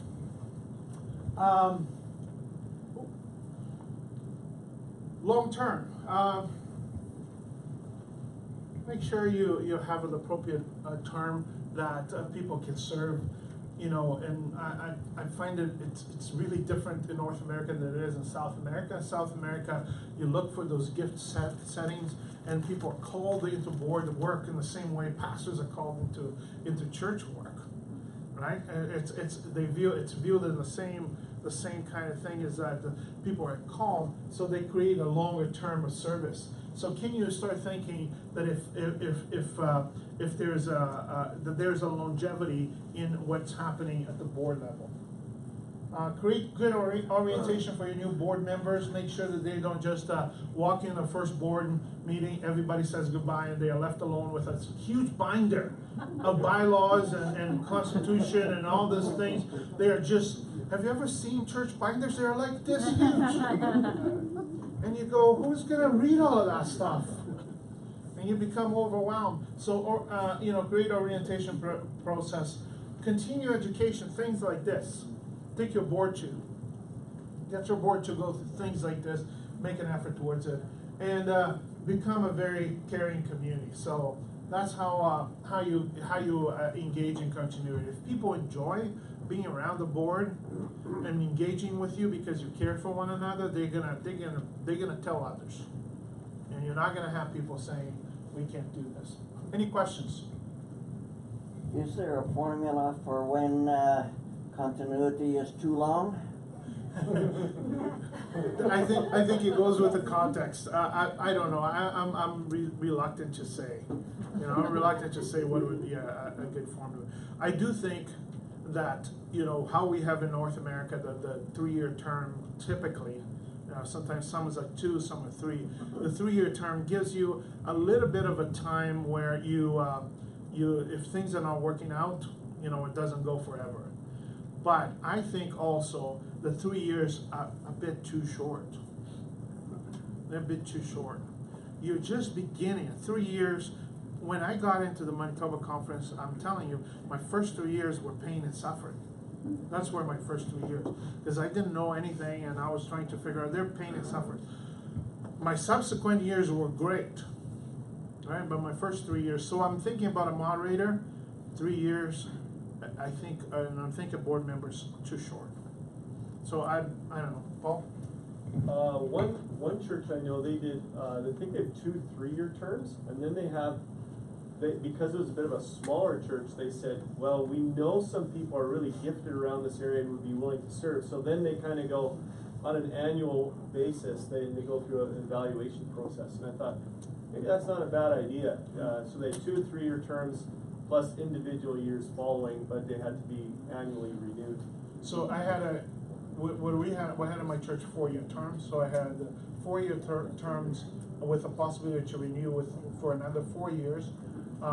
But we also looked at that development piece, right? So the reality is that after 4 years, there were a number of new people because we were working and developing people for that position.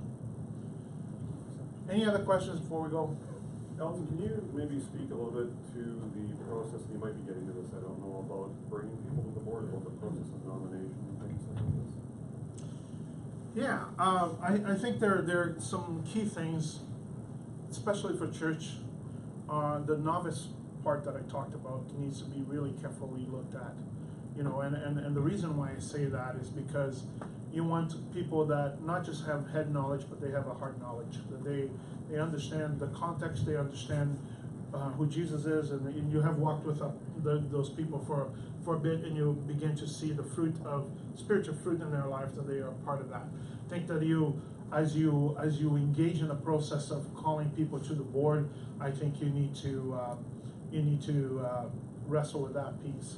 Now, I think you're asking more in the area of nominating, right? Who nominates? Yeah, who makes the call? Yeah, who makes the call? That is really a really strange way that happens in churches, where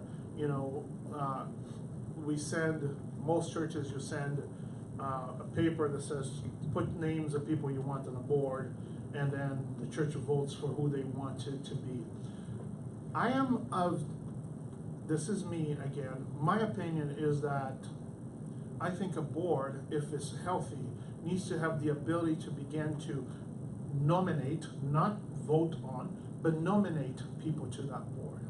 And in other words, you're saying there's good things happen here, and we want some continuity to happen to this.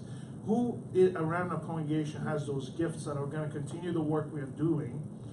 And then so you can put forth the nomination of those names, but the congregation has to approve that, because they are going to become the voice of the congregation.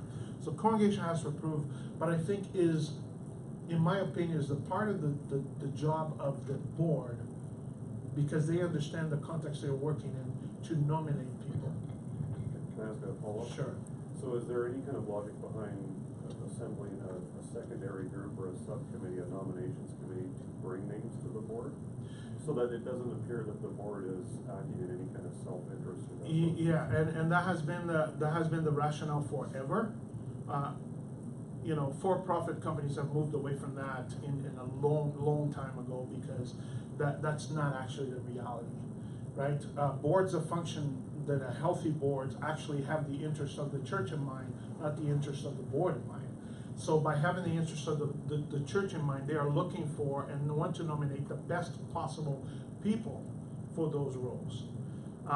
You know, of course, you have to, in a small congregation, you have to be very careful with the arm length relationships of that board, right? So husbands, wives, cousins, somebody's married to somebody else, because you don't want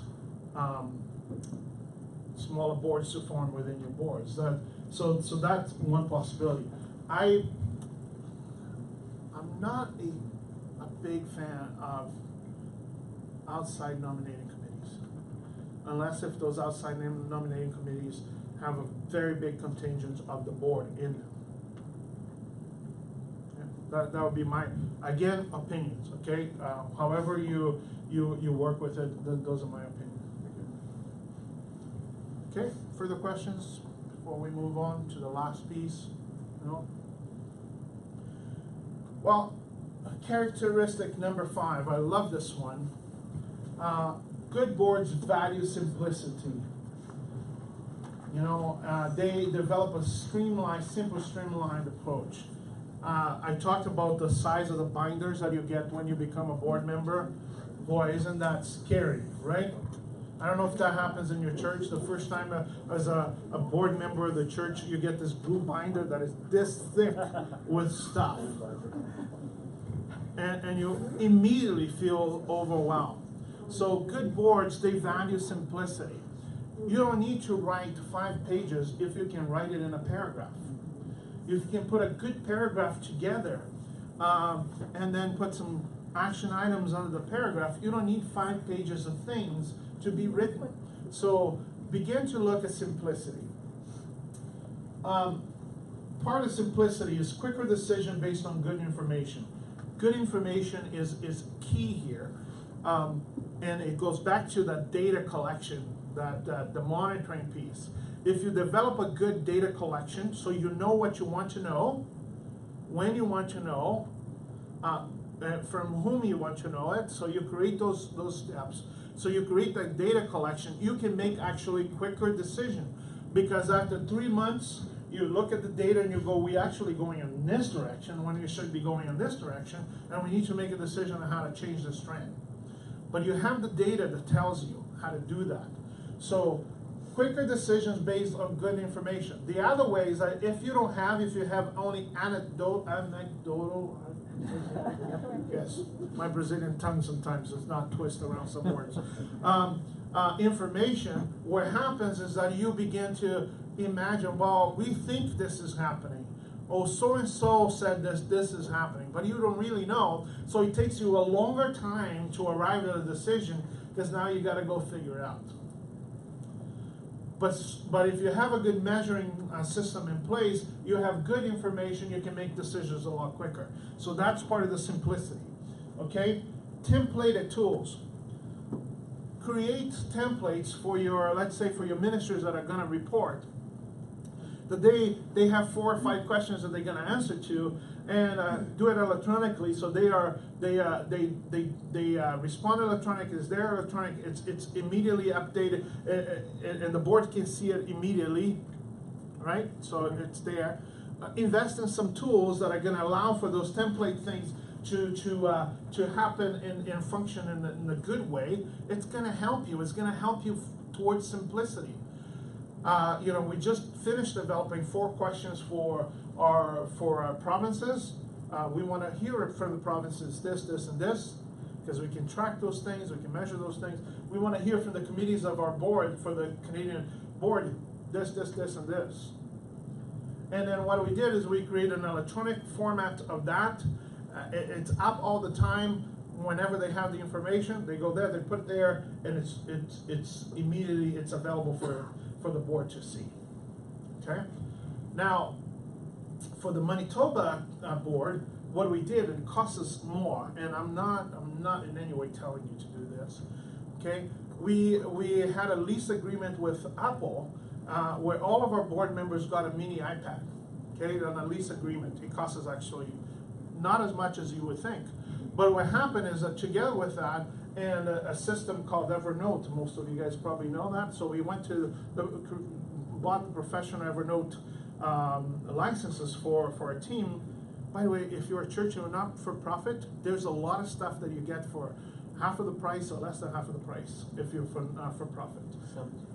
Some of them are free. Like if you know Google Suite, which is a great system, is completely free for not-for-profits. Okay? All you need is just a little investigation, and it's not going to cost you a lot. So what we did is every board member had that, and instead of saying, well, a week before the meeting we have all of these things in there, they knew there was a folder that is for this board, and every day there is a new thing, we'll put it there immediately. And the board had plenty of time to read those things, so they didn't have to read everything, all the documents in the last week before the meeting, because they don't. It doesn't happen, right? So new thing comes in, they get a notice on this thing, says new document in your folder. You're invited to look. It's the only document, they're going to look at it. Then the next one comes and go, I'm going to look at this one. So instead of that amount of things, that's what I'm talking about, simplicity. And there are tools that helps you with simplicity. Simple policies and bylaws. Okay, where do I start here? Let's start with Constitution. Churches believe that they have to create a huge constitution. Let me just tell you, a one-pager constitution is great for the government. Just tells you who are the members, how the members are elected, how the dissolution of the company is going, it's done, and when, how many times you have your AGMs. That's what the government, and why you exist for. It has to fit into 4 different categories at the government for non-profits. And so you write those things, you can write it in one page. Why is it important to have a simple constitution? Because a simple constitution, it allows you for some room to breathe. So what you do is now you can create internal bylaws and policies that can be changed at a board level. Or it can be changed at our next AGM, depending on the level of the policy. So you can have greater bylaws and governance, but don't put everything in the kitchen sink into your constitution. Right? I was reading a constitution from the church, and it was like a message. It was written like a message. You know, because in John 3:16, God so loved the world, and then from there's Jesus came and the cross and all that stuff, and the government is reading that and going, who cares? Right? And so what you do is you say, we exist for this, which is the something religion. I forget what the word is. You may also fit into education. There's 4 different things that you fit in. So you do that. We exist. Here are the members. Here are the members are how members are accepted into membership. Here are how they are taken out of membership. Here's our AGMs. There's one more part that I can't remember now. But there's dissolution. And in the case of dissolution, here's where these things are going to go to. Do that very simplistic, very, very simple way, and then create a bylaw that is in your internal document that you can explain some more things for yourselves. Okay? Kelly, just highlight one little key piece on that. We're advising all of our churches, if you're going through some kind of revisions around this, we have a person that some of you might know, Frank Luella. He's from Kitchener-Waterloo, who's worked for 4Cs, and he's doing a lot of work in this area. It's going to cost you some money. Every province is different, and so rather than us trying to manage that, we're just saying, just make a phone call. It'll cost you some money to make sure that it's done right. Government looks at it, this process is way faster, and away you go. So it depends a little bit on how you're set up, and he can identify exactly how you're set up so that it can work immediately or very seamlessly. Good. One of the things the boards are not doing, just one really quickly here, one of the things the board are not doing, they should be doing, is there is a law that came out, I think, 5 years ago, that requires your board members to sign a paper saying that they are eligible members. So, yeah. Not ineligible. Not ineligible members. So, are you guys aware of that? Is everybody aware of that? That your board members need to sign that? So it means that if they are part of another not-for-profit, or if they have some certain levels of criminal charges that happen, or if they had some level of financial misconduct, they cannot be board members on a not-for-profit. And if that comes to if that is highlighted, that they discover that they are, you lose your not-for-profit status. Okay? Sorry, I have a question. Again, in the interest of simplicity, the bylaws are an agreement as to how to do business, not how to do theology. Okay. And that's protected by the Societies Act. Okay.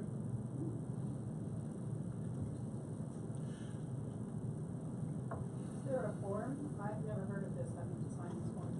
Yeah, we do have a form, and I thought we had sent it out, but we'll double check on that one. You can pick that up. Yeah. Get you the form. Okay. So most churches I talked to, they didn't even know that existed. So good. The last part of it is allowing staff to make decisions. Sometimes it's painful to say, but there's a level of mistrust on staff. But if you call them, I hope you call them because you trust them, and so allow them to make some decisions. Allow them to say, run with certain things. Of course, you monitor and measure, but you can allow them to do on your behalf certain things for you. My board, for example, has asked me, together with ministry team, which is the leaders from across the country, to come up with a strategic plan, a draft of a strategic plan. Why do they want us to do that? They want us to do that because they see that we are on the ground, we are doing these things on the day-to-day, engaging with the church, instead of a board that only meets 4 times a year, and trying to wrestle what the strategic plan is going to be. Then this staff team now come up with a draft, brings it back to them. Then they either take ownership of it and run with it, or they can say this is completely outside of what we should be doing, right? So there are some certain things you can delegate to your staff to do. And with that, I think I am done for this part. So we'll take a break. Yeah, maybe if there's any final questions, final we'll take questions. a 2-minute break.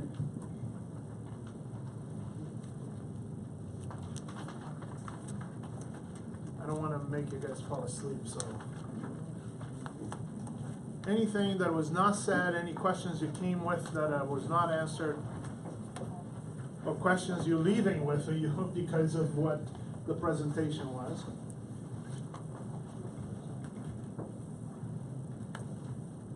I think one of the things that would be helpful for all the churches, if you have found some pieces of simplicity, especially those forms, those systems, those templates that work for you, don't hesitate to send them to us and we can distribute them around. Those things are really helpful. Some churches, for example, have developed a policy for something, let's say a rental policy. And now you're thinking, how do we do a rental policy? Don't invent one because somebody probably already did it.